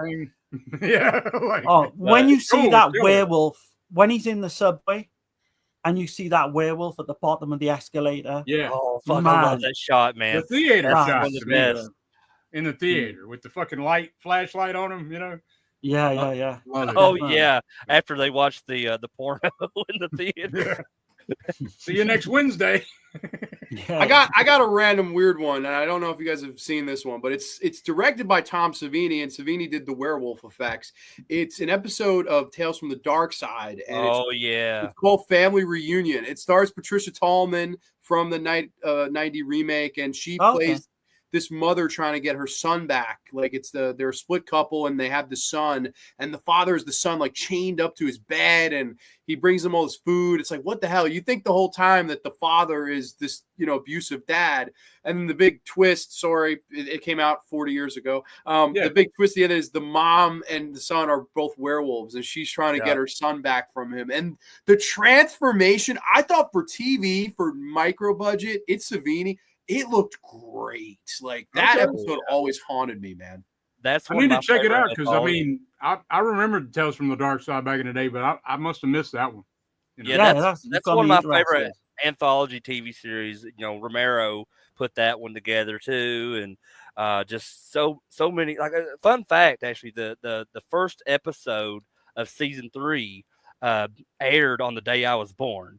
So the circus, right? The circus. Yeah, exactly. Okay. I talked about that with Gornick when I met Gornick because I figured I'm like, enough people probably talk. I was like, can we talk Dark Side? And he was like, yeah. He was like, which one? I was like, tell me which one your favorite is, and we'll go. And that was his favorite one. He directed, and George did the script. So yeah, really cool guy. I like talking with Gornick. And that, dude, speaking of effects, that vampire in that one, holy shit! I remember the one with the witch. Like goes, it's a chick. That's the first episode, right? Yes. Is it? Mm-hmm. Oh shit, man! Because like that's the first time I ever saw Tales from the Dark Side. Yeah, I think was it in that intro? Romero direct that one, or my shit out. Wrote that one too. He wrote it. Okay. Yeah, it creeped me out, that intro. You know, just that whole voice and the way it's done, the black and the red and shit. Like like seeing that shit as a little kid. You know, I was like, what the fuck is it? I gotta go to those locations next time I'm in Pittsburgh area. Yeah. I've always wanted to visit the bridge and like all that. That would be so cool for me. Yeah, man. That show really opened up the door for other shit like Monsters and Amazing Stories. And I don't know if you guys ever got into Amazing Stories, but that was a Steven Spielberg production, like anthology series. No, not loved so much. it. Ray Bradbury. Goosebumps was right around that time too, which was more for kids. And Are You Afraid of the Dark? Goosebumps when Are You Afraid of the Dark, which I got Are You Afraid of the Dark back here. That was 90s more so. Right. Y'all know anything about like Ray Bradbury? Yeah, sure. Ray Bradbury Theater. Bit, yeah. So that was like big for me as a kid, you know. Hell yeah, man. But this is so weird that you've been mentioning this because my next subject is pretty much TV. Oh, is horror. it? Yeah. What I was gonna say. What is the next? What's your topic, buddy? So TV horror, and I mean, I didn't go so much into like the TV episodes, more of films. Yeah. But the first one I want to mention is kind of like this was by chance, but it's well known now that Arrow are going to be bringing out Salem's Lot. Oh, this is a great fucking movie. Massive film. Like, I've seen it as 2 TV episodes. Yeah. And I'll always remember it because it's the first time we had a video recorder, and me and my sisters, we were about, so this is like 81 maybe when it came on UK TV. So I'm like 9, 10, my sister's like 11, 12, whatever. And we recorded, and that summer we played it over and over. I mean, like the score, I think everyone knows the story. Then Ben Mears, he goes back to Salem's Lot, his hometown. Yeah. And he's writing this book on the Marston house. Man, you've got James Mason, plays Stryker, one of the best kind of villain characters you'll ever see. And yeah, I mean, some of the stuff just freaked me out. Now, you all know the scenes. It still holds up. The rocking chair scene with Jeffrey Lewis. The rocking chair scene still holds up. Man, you've got the boy floating. There's a couple of scenes with the 2 brothers floating at the window, and he's letting me in, Mac, and he's scratching. Well, when I saw that as a kid, so my bed was beside the window. In my house, my bed was beside my window in my bedroom. So after I saw that movie, I'm sitting there looking out my fucking curtains in my bed, out. You know, like freaking out, you know. Within weeks of watching that, I went away with school, and I said this before, but I literally, they laid out me with the bed by the window as well. And I was absolutely fucking terrified for that whole trip, like a week away. Yeah, just an iconic one for me. I just think, just one of the best TV. But they did make a theatrical version as well, which is like an hour less, which I have seen and doesn't quite work as well as the 2 TV episodes. I think that's a great topic, Darren. I'm a huge Salem's Lot fan. Overall, I'm a huge Stephen King fan. But I got to ask you, since you love Salem's Lot, have you seen the prequel series that called Chapelwaite? No, I'm aware of it. It's one I've never shit, dude. That's an incredible video. And I think it's like 6 episodes is all it is. But it's incredible. Adrian Brody's in it, and he just does a fantastic job. Definitely, check that one out. Like, I think it was like an Epic exclusive or something like that. The streaming service Epics, but like I said, it was like 6 episodes. The way it ends, it pretty much kind of like goes into how Salem's Lot begins. So I think anybody that's a fan of Salem's Lot should definitely check out Chapelwaite. Definitely got to shout out Toby Hooper, man. Yeah. I still don't guess the recognition he deserves. No, I mean he's known for TCM. Kind of they always, everyone mentions Carpenter. But in terms of that, have you seen the Rob Lowe TV series as well? That was in the early 2000s. Tried to watch it. I tried. I've downloaded it, but I'm kind of apprehensive to go into that. No, man. I mean, do what you want to do. I'm just letting you know. I'll probably go for Chapelwaite more. But I've also got the digital file of the remake, which I've not seen, and I've heard mixed things. But John's pulling a face there. I didn't hate it. How do you like the sequel? Oh, Return to Salem's Lot with who is it? Larry Cohen? Didn't he do it? Yeah. It's like so bad it's good in a way for me. It has a charm to its badness. I guess as a kid it worked better, you know. But definitely. Like my adult self watched it, I was like, "Fuck that!" It doesn't. Who's the lead in that? Who's the lead actor in that? Because he was in Masters of Horror as well. I can picture his face. Yeah, me as well. Is he in fucking that movie with Edward Fenech, where he's aging and shit? No, you're thinking of Michael York. Michael York. He looks like Michael York, the fucking lead actor. Yeah. But I know the guy, I just can't think of his name. Second one, I got, because I know time's getting on. I don't know what, Crater's got another podcast and that. So I'm good, man. I got all the time. This is another one. Not really. Someone got that. Michael Moriarty. Thank you. Michael Moriarty, that's the guy. That's the one. Okay. Dark Knight, the Scarecrow. Oh, yeah. Oh, great one. Man, I love it. One of the best TV, slasher films you'll see. Again, I think most people know, Larry Drake. He plays kind of a mentally challenged Bubba. And he's got this really sweet, innocent relationship with this little girl. She ends up getting mauled by this dog, and all the townsfolk think pretty much like he's responsible, and they hunt him down, they shoot him, and then they just get the revenge that this Scarecrow has coming back, and he takes them out one by one in all gruesome ways, like with a silo and a wood chipper and all that. Yeah, I just remember that from my childhood as well. Yeah, Charles Durning in that is like the lead, villain guy. He's like the postman there in town. Man, what a evil son of a bitch, Otis is his name, yeah. And he's got our postmasters, even when they're in court, he wears his full postmaster. He does, yeah. And I love that movie so much, man. It's funny how I discovered that film too, because I didn't. It was probably around 2009, the first time I ever seen it, because I think they were getting ready to bring it out on DVD for the first time around that time. Yeah. And I didn't really know what it was, but so here's the thing. I was at a convention. It was a Fright Night Film Fest in Louisville, Kentucky. And, I would occasionally just go to these conventions and start randomly talking to, other fans. It would be people I didn't even know, and I would just kind of strike up conversation. And there was this guy I just started talking to, and he kept talking, we were talking about horror films in general, but he kept bringing up how, when I was working on my film, and he kept, saying the name Dark Knight of the Scarecrow, and I was like, I don't, I've seems like I've heard that film, but I had seen it in passing that it's supposed to be coming out on DVD, but I just at the time I'd forgotten about it. But I was like, Dark Knight of the Scarecrow, and I said, "What is your name?" And he said, "Oh, I'm J.D. Fagelson. I was the writer of it." And I was like, holy shit. And so me and him ended up becoming friends after that. Okay. And then a year later, Larry Drake did the show. So I got to meet Larry Drake too before he passed away. Oh man. And but yeah, Dark Knight of the Scarecrow. I recently, about a year ago, I introduced that movie to my dad. And my dad is pretty much one of the reasons I'm into horror films. And he had never seen it, and it's one of his all-time favorite horror films now. Okay. Oh, nice, yeah, man. Nice. It's a damn good one, for sure. It is. The last one I'm going to mention, I haven't got no visual because I don't think this has ever been released, but have you heard of a film called Don't Go to Sleep from 1982? I've heard of it. So this is a supernatural slasher. You can watch it on YouTube. It's got Valerie Harper.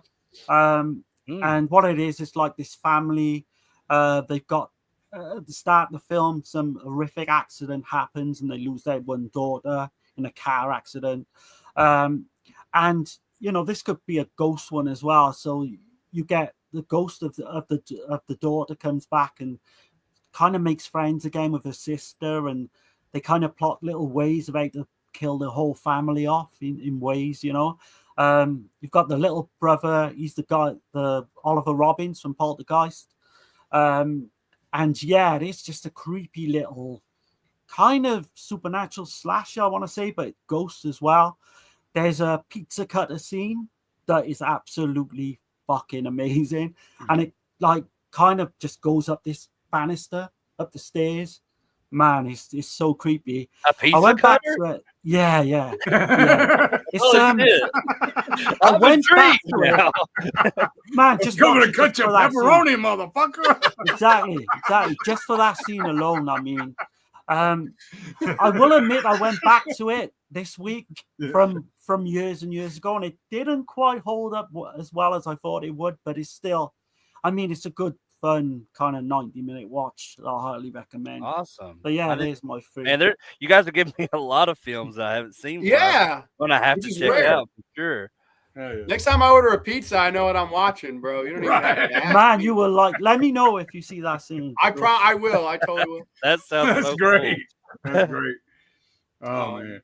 But what do you got, Dirk? What's your topic, buddy? Okay, so I was thinking on this one, man. I'm on the fence between these two. Okay, so I don't know.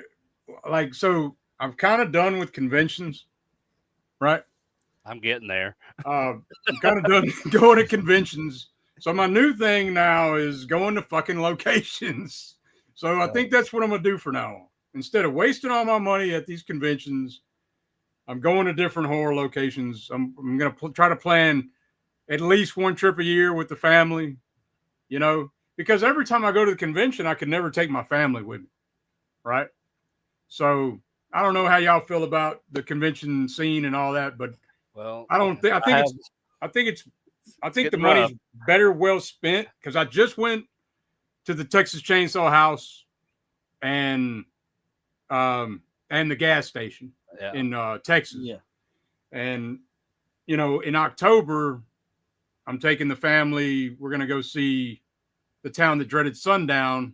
Oh man. In Texarkana, which is about an hour away from me. And we're going to see it at the drive-in theater in the actual town where the Phantom Killer, where that shit happened, you know? Like, so I don't know. I'm just, awesome. Yeah. That was the topic I was thinking that I was going to bring to y'all.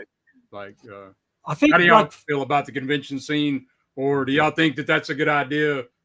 Scratch the convention shit and go to locations and, you know, I've never been to a convention, right? In the UK, they're not as common as they are in America.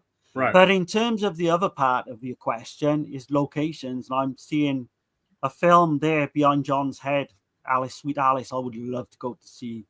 Yeah, I would love to go to New Jersey and see the exactly way that was shot. That's what I'm saying. Planning trips out every year. Just go to Friday the 13th, another one, which is not too far away from there, I believe. Right. I mean, I could, like in the UK, there's obviously, like we just mentioned, American Werewolf in London. There's a few, but, you know. There's several for you, Darren. There's a lot of Jolly ones, believe it or not, that was set in London. There's a ton of shit. Yeah. Like, I'm sure we got tons of shit around us wherever we're at. You know what I mean? Like, I mean, like before I got into Jolly's, I've been to London a few times, and I've walked past all these. And then now I watch them back, like Lizard in a Woman's Skin and that, and I'm like, shit, Strange Voice and Mrs. Ward. But yeah, conventions, I don't know. I mean, if I had the chance, I want to see Argento before he passes away. I guess I want to see Asia Argento too. Depends on who's there. Like, but at me, the prices have just gotten, you know, and I know this topic's kind of, that subject's been talked a lot, you know, but it's just gotten ridiculous, you know. Yeah. Oh man, look at the one I missed out on a month or two ago. There was a convention literally 100 miles I would have went to that. Sergio Martino, Lamberto Bava, Sylvia Colatina. Yeah. You name it. Where was this in the UK? This was in Worcester in England, which is not too far actually from me. I remember seeing that because I have Sylvia Colatina on Facebook as a friend, and she was promoting that show, and I was like, holy shit, I would love to meet her because what was that? Weird Worcester, it was called. Yeah. Weird Worcester, right? Yeah. Yeah. I mean, just for Martino alone, I should have gone and got my torso poster signed or whatever. But I mean, with me, it's all about going with someone and sharing the experience. I don't know anyone in the UK like who's got my love of Italian horror like that. That's another thing. I hate going on my own, man. You know, that's the thing with me though. I always go by myself to these conventions, and you because meet new people, right? My wife and my son, I can't get them to stand in line with me and shit. You know what I mean? I'm not doing that shit. So that's another thing, man. This is something I can do with them. You know, where I'm going to these different places and shit. Well, it's like this, Darren. Like, you got to look at it like, so before like YouTube and all this stuff, or even if you met us through like Dead Pit message boards, stuff like that, we didn't know each other, but we kind of acquainted with one another, because it's for our love for all this. And that's the thing I love about conventions, is that I've made so many friends at these conventions that I maybe see like once or twice a year, and that's it. But it always feels like we've become acquainted so much, and just like our friendship has grown just over the years, because I've been going to conventions now for 16 years, and just I have friends that I made, like guys from Dead Pit, just people like at up in Ohio, like the Horror Hound conventions and places like that. It's like a family reunion almost. So and I'm meeting new people all the time. Like John, me and John just became acquainted with one another not too long ago. I mean, he said he's known who I was, but I didn't know who John was until here maybe like a few months ago. Mm-hmm. And that's the thing I love about just not just horror conventions, but the horror community, the camaraderie in general. It's the camaraderie, 100%. I get that part of it, but then you got this whole other side to it, where everybody's going for Megan and fucking like Scream. It's just like, I don't know. It's I don't know. A lot of casual fans now flooding these conventions, and you know what I mean? I don't know. That's the thing for me too. Like, man, like as far as these conventions go, like I said, I still go to them mainly, not really for the celebrity guests as much anymore, but like it just because of these people that have become my friends over the years. And then this is the only time of the year that we can come together and see each other. Right. And that's what's most important to me, and I mean, honestly, if I'm spending money at these things, it's usually at the vendor tables. Because just the prices as far as autographs, photo ops, all that stuff is getting insane now. So I have a love-hate relationship right now with conventions. But as far as your other part of your question, the locations part of it, so that's something me and John were actually talking about before the show went live. Is I think this is pretty much the only filming location I've been to. It was at the Monroeville Mall, because Dawn of the Dead being my favorite horror film, that's where me and my wife got engaged, right in front of JCPenney's on the second floor, where Peter gives the speech, "When there's no more room in hell, the dead will walk the earth." Yeah. It's just, there's a whole big story to all of that, but yeah, that's the only filming location I think I probably, other than like the Evans City Cemetery. We went there too on that same day. We didn't get around to the other Romero stuff like Creep Show and all that, but I would, if you're going to go to the Monroeville Mall, you've never been, this is pretty much your last year to go check it out. Right. True. Yeah, no, I mean, and I would second everything Crater said in regards to the camaraderie aspect of conventions and stuff. And that's even same with a YouTube platform. It's nice that, like, look at I'm a New York guy, Crater's Kentucky, Darren has got a New York hat on, but he's UK, and then I think Dirk is Louisiana. I mean, we're all over the country, but we all bond over the one thing that we all are most passionate about in horror movies, and that's why I like doing this. And conventions, it's this, but in person. And you also have the option to get some awesome merch. You can meet some of your heroes or actors, or directors, writers, things like that. So that to me is I've had so many good conventions experiences. I got to meet George Romero. That was like, I remember being like, this is I mean, don't pinch me. Like I want to keep living this. It was awesome. And I've met so many good people through the cons and stuff like that. Sure, the prices are ridiculous. The fandom. I mean, I went to Chicago Days of the Dead. I flew all the way to Chicago just because they flew in Takako Fuji, who plays the main Onryo in the Ju-on movies. I was like, she hasn't done a convention in the state. This might be my only chance. Okay. Yeah. Something like, for me would be Martino or, Oh, Martino. You know what I mean? Totally for Martino too. Yeah. But like, I got there and I would say over 90% of these people were there to see the Terrifier people. It might as well have just been called Chicago Terrifier Con. And like, I was like, okay, cool. They had 8 different photo op lines for Art the Clown and and then I'm standing on the Takako Fuji line. There's maybe 10 of us. I'm like, shit, like this is, I don't know what it is. It feels like the cons, the audiences they draw. I guess you said, Dirk, the casual fan, I guess, or the normal fan, whatever fan you want to call. I don't know what label I give them, but mainstreamers.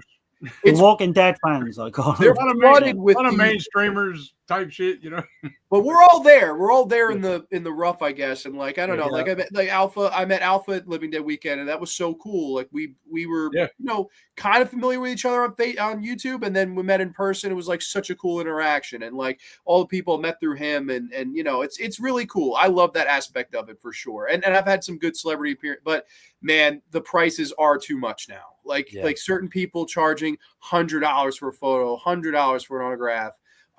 It's just ridiculous. I get it. I think it's a nice thing what you're saying with the whole visit locations instead, because you could do it with the whole family. Yeah. I love that idea, and I would love to visit more. I guess just for me, it's you can do both. But with the conventions, I always say don't. Like some people go and they'll get every guest, and I'm like, dude, does money grow on trees for you? Yeah, for real. Like especially nowadays. The past couple of years, I haven't gone to Texas Frightmare because I've seen those people a million times, and like this year just passed, or the last just passed this summer. Ty West was supposed to be there. He canceled. That was the only reason I was going to go was to meet Ty West. But I mean, I don't know. But so I had a similar experience. I had a similar experience like you, John, with the Days of the Dead. Like you said, there were like 10 people in that line you waited in.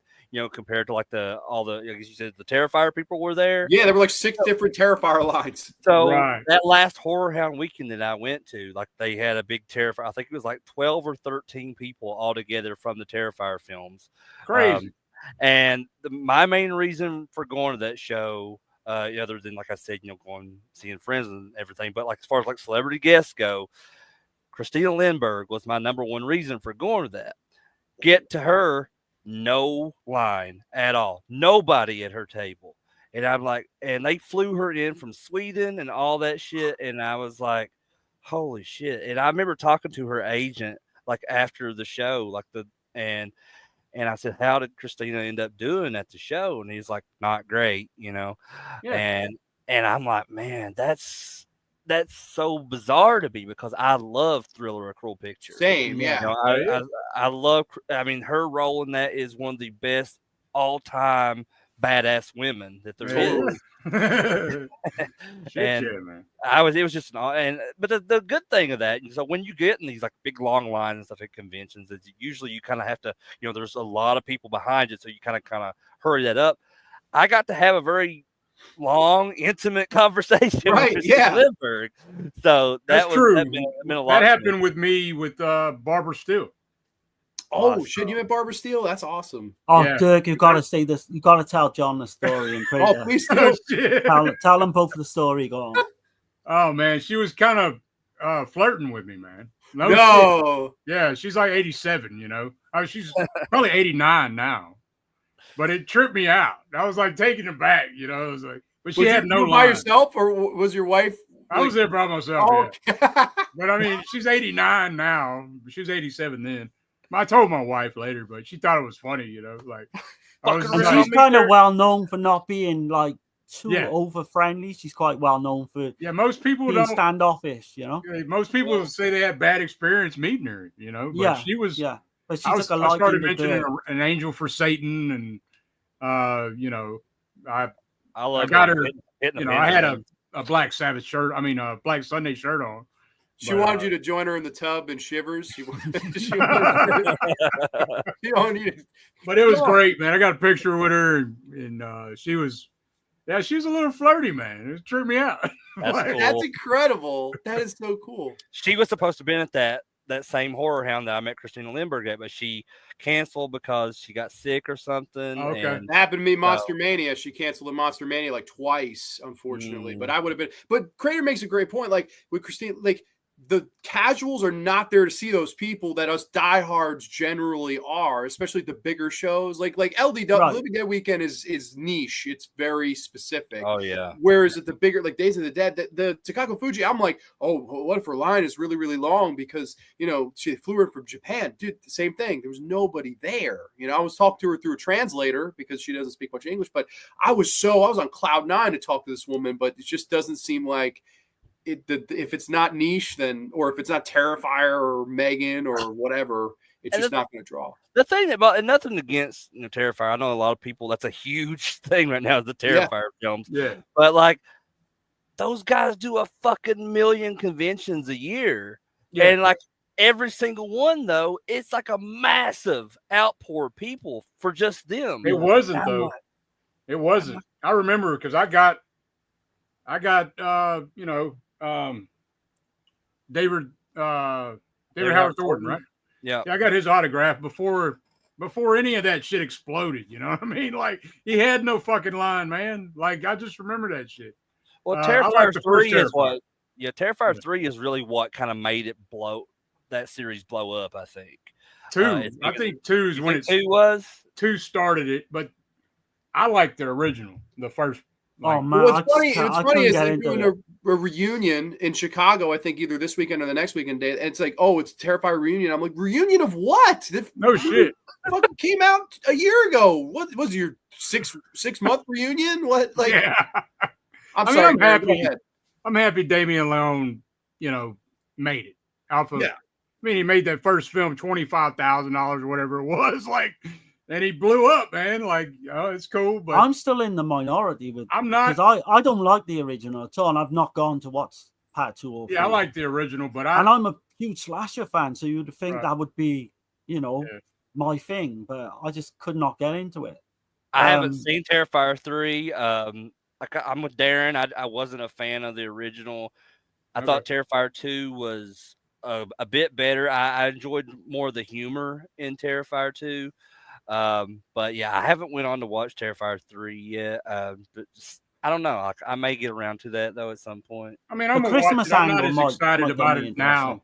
I got to admit, I'm not as excited about it now. So, like, John, the way it's going to end, who the fuck knows how it's going to end? John, I was going to say you did, because going back not too far long ago, didn't you go to some place in New York and they were showing Argento films? Did you get to meet him after? So what happened was they flew him in from Italy. It was the premiere, the world premiere of Black Glasses, which was right. Yeah, it was his film at that time. So he flew in from New York City for the weekend, and he was in NYC the whole weekend. I could only go that Sunday, which sadly enough, I didn't realize it was Father's Day. I didn't realize it like weeks out when I got the tickets. Yeah.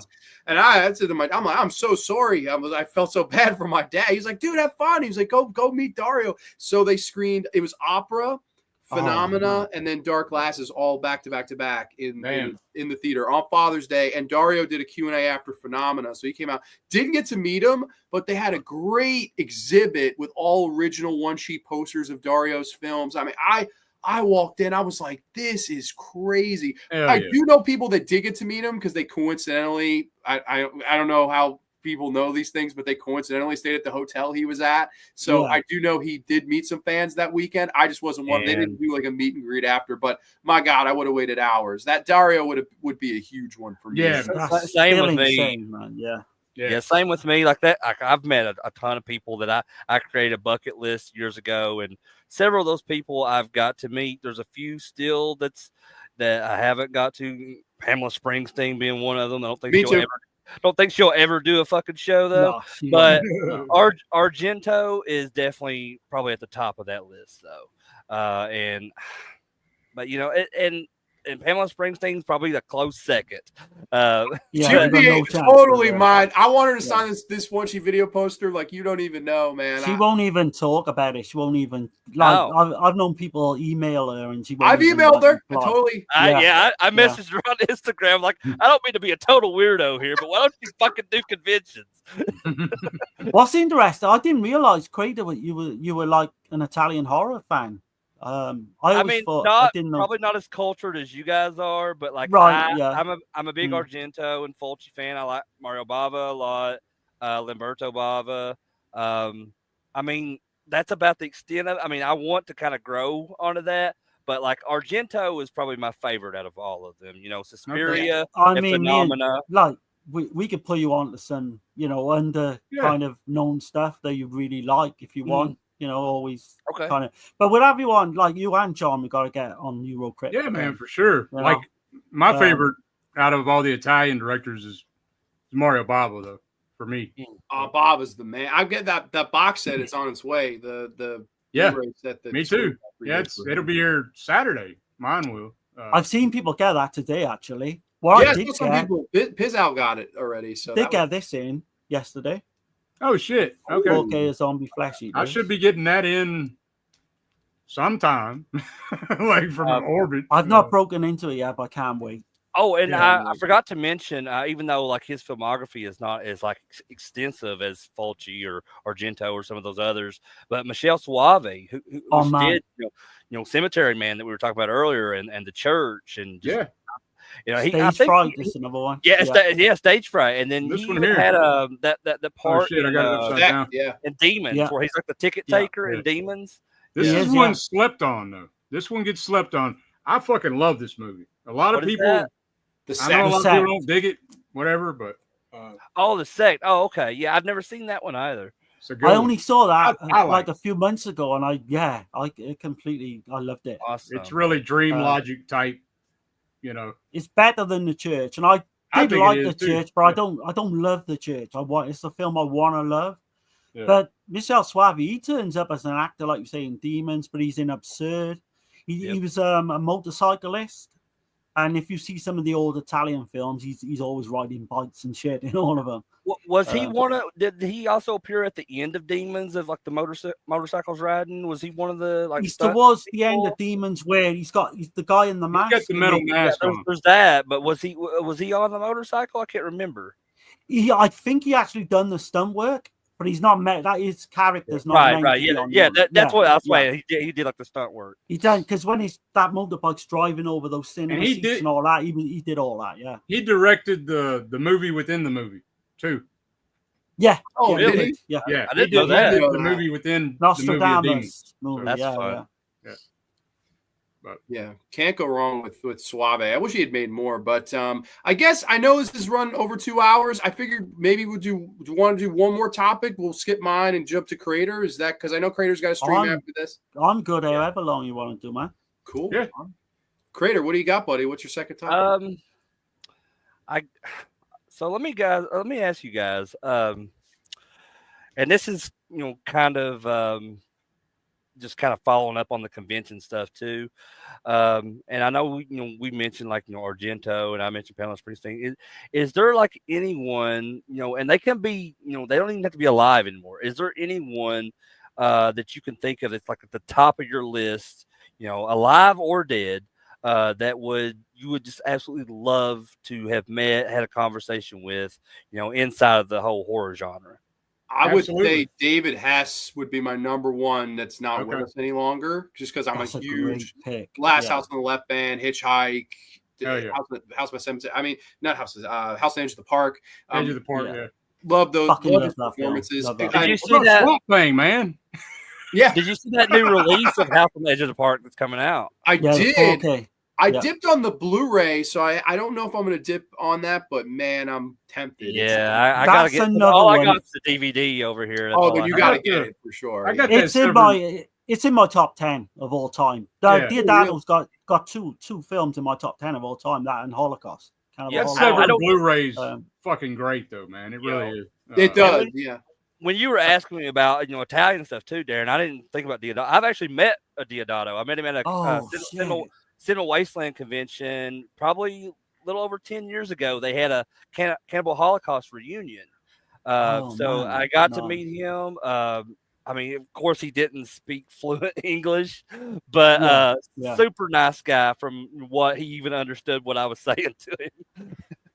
No, that's killer, man. Yeah, and he passed away a few years back, didn't he? As well. Yep. Yeah, that's one I've always heard he was great. And then the other one I'd say off the top of my head is Craven. Wes Craven would be a huge one because I mean he's just all-time horror genius, and I would kill the. That's one guy I'd love to see more interview, like a retrospective, but him talking about each of his films. I would kill to see that. Like I'd love to. Well, there's got to be stuff out there that's unseen, you know, because I remember he filmed so much, you know, while on the sets of his films, like, you know, with interviews, like there were other like media sources would come in and do interviews, and like a lot of that stuff hasn't seen the light of day.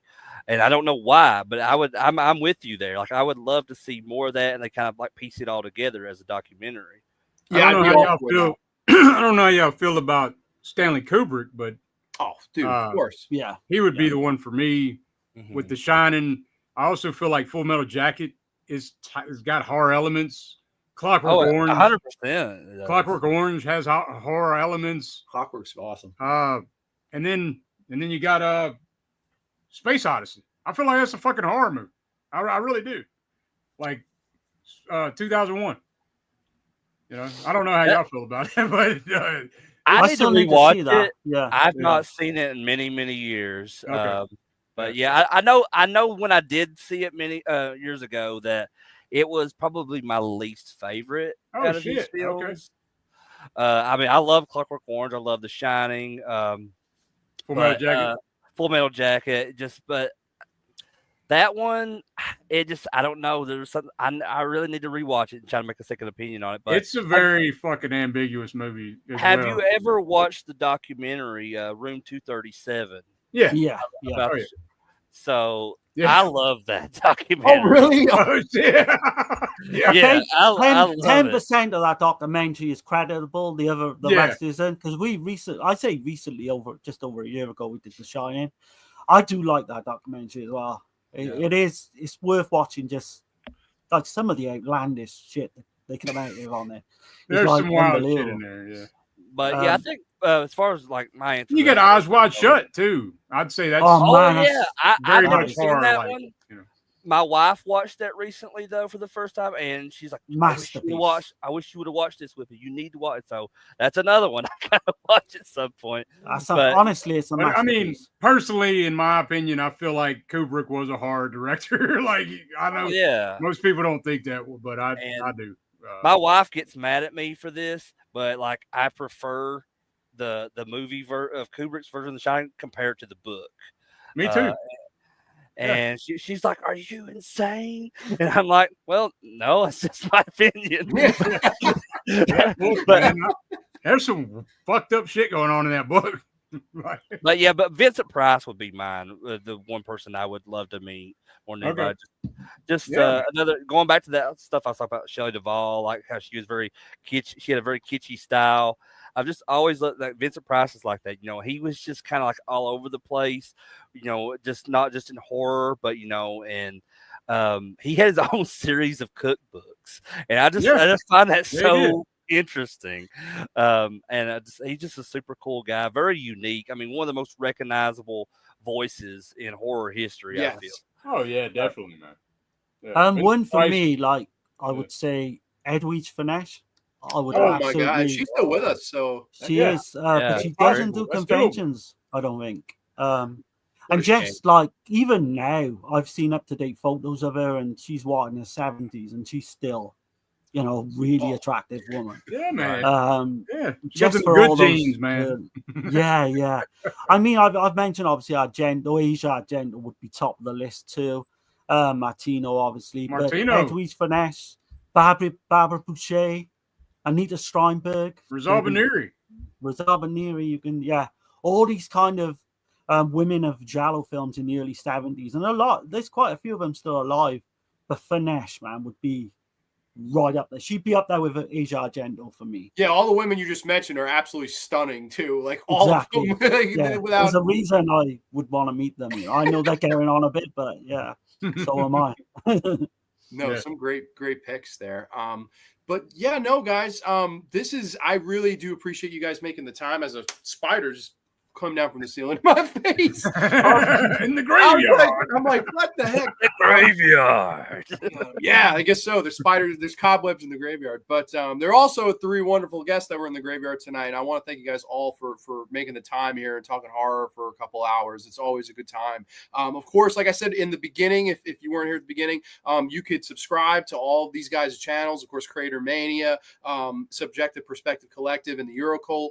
Podcasts, of course, you guys can subscribe in the description to them. I think Crater's about to do another show now, so if you're not trying to go to bed anytime soon, if you want to do the double, Crater's going to be live. Yeah, if you want to hear me bullshit about some werewolves for hour and a half, 2 hours or something, come on over to my channel here in a little bit. I think Dead Pit's doing a show later as well, isn't they? Yeah, they are. With Planet CHH, yeah. And Eurocult, you guys got an interview for this week's show, right? Sunday, you guys have your show? Yeah. So we got a guy called Mark Urza, and he's like a fellow Italian film fan. He's Ian Urza, right? Ian Urza, is that what I said? You said Mark. So. Oh, did I? Oh shit, Ian Urza. Yeah, he's a massive Police Teskey fan. He loves the Giallo as well. I've known him from a few different podcasts and that he's been on over the years. So yeah, we're going to be covering some Gothic Giallo. Yeah, we're going to be covering Evelyn Returns from the Grave. The night Evelyn came from the grave. Yeah. The Red Queen killed 7 times. Awesome. And what's the third one there? Murder Obsession. Yeah. Ricardo Freda. Yeah. Very nice. So yeah, no, great people, great channels. Totally. Please go subscribe to them. And yeah, no, thank you guys once again. All the chat. Sorry, the chat. It's hard to look at the chat and host a panel. It's tough. Right.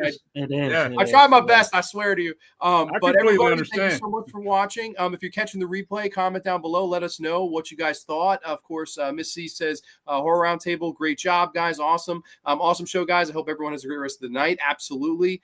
People saying thank you. So yeah, no, everybody, thank you so much. And next week, it's the Versus episode of Grande's Graveyard, where Death Wish is going to take on Death Sentence. Yes, we have very fun Versus episode next week, and that's going to be next week. But everybody, have a safe, happy, healthy weekend, and we will catch you next time only on the Graveyard. Too sweet, peace, and good night, everybody.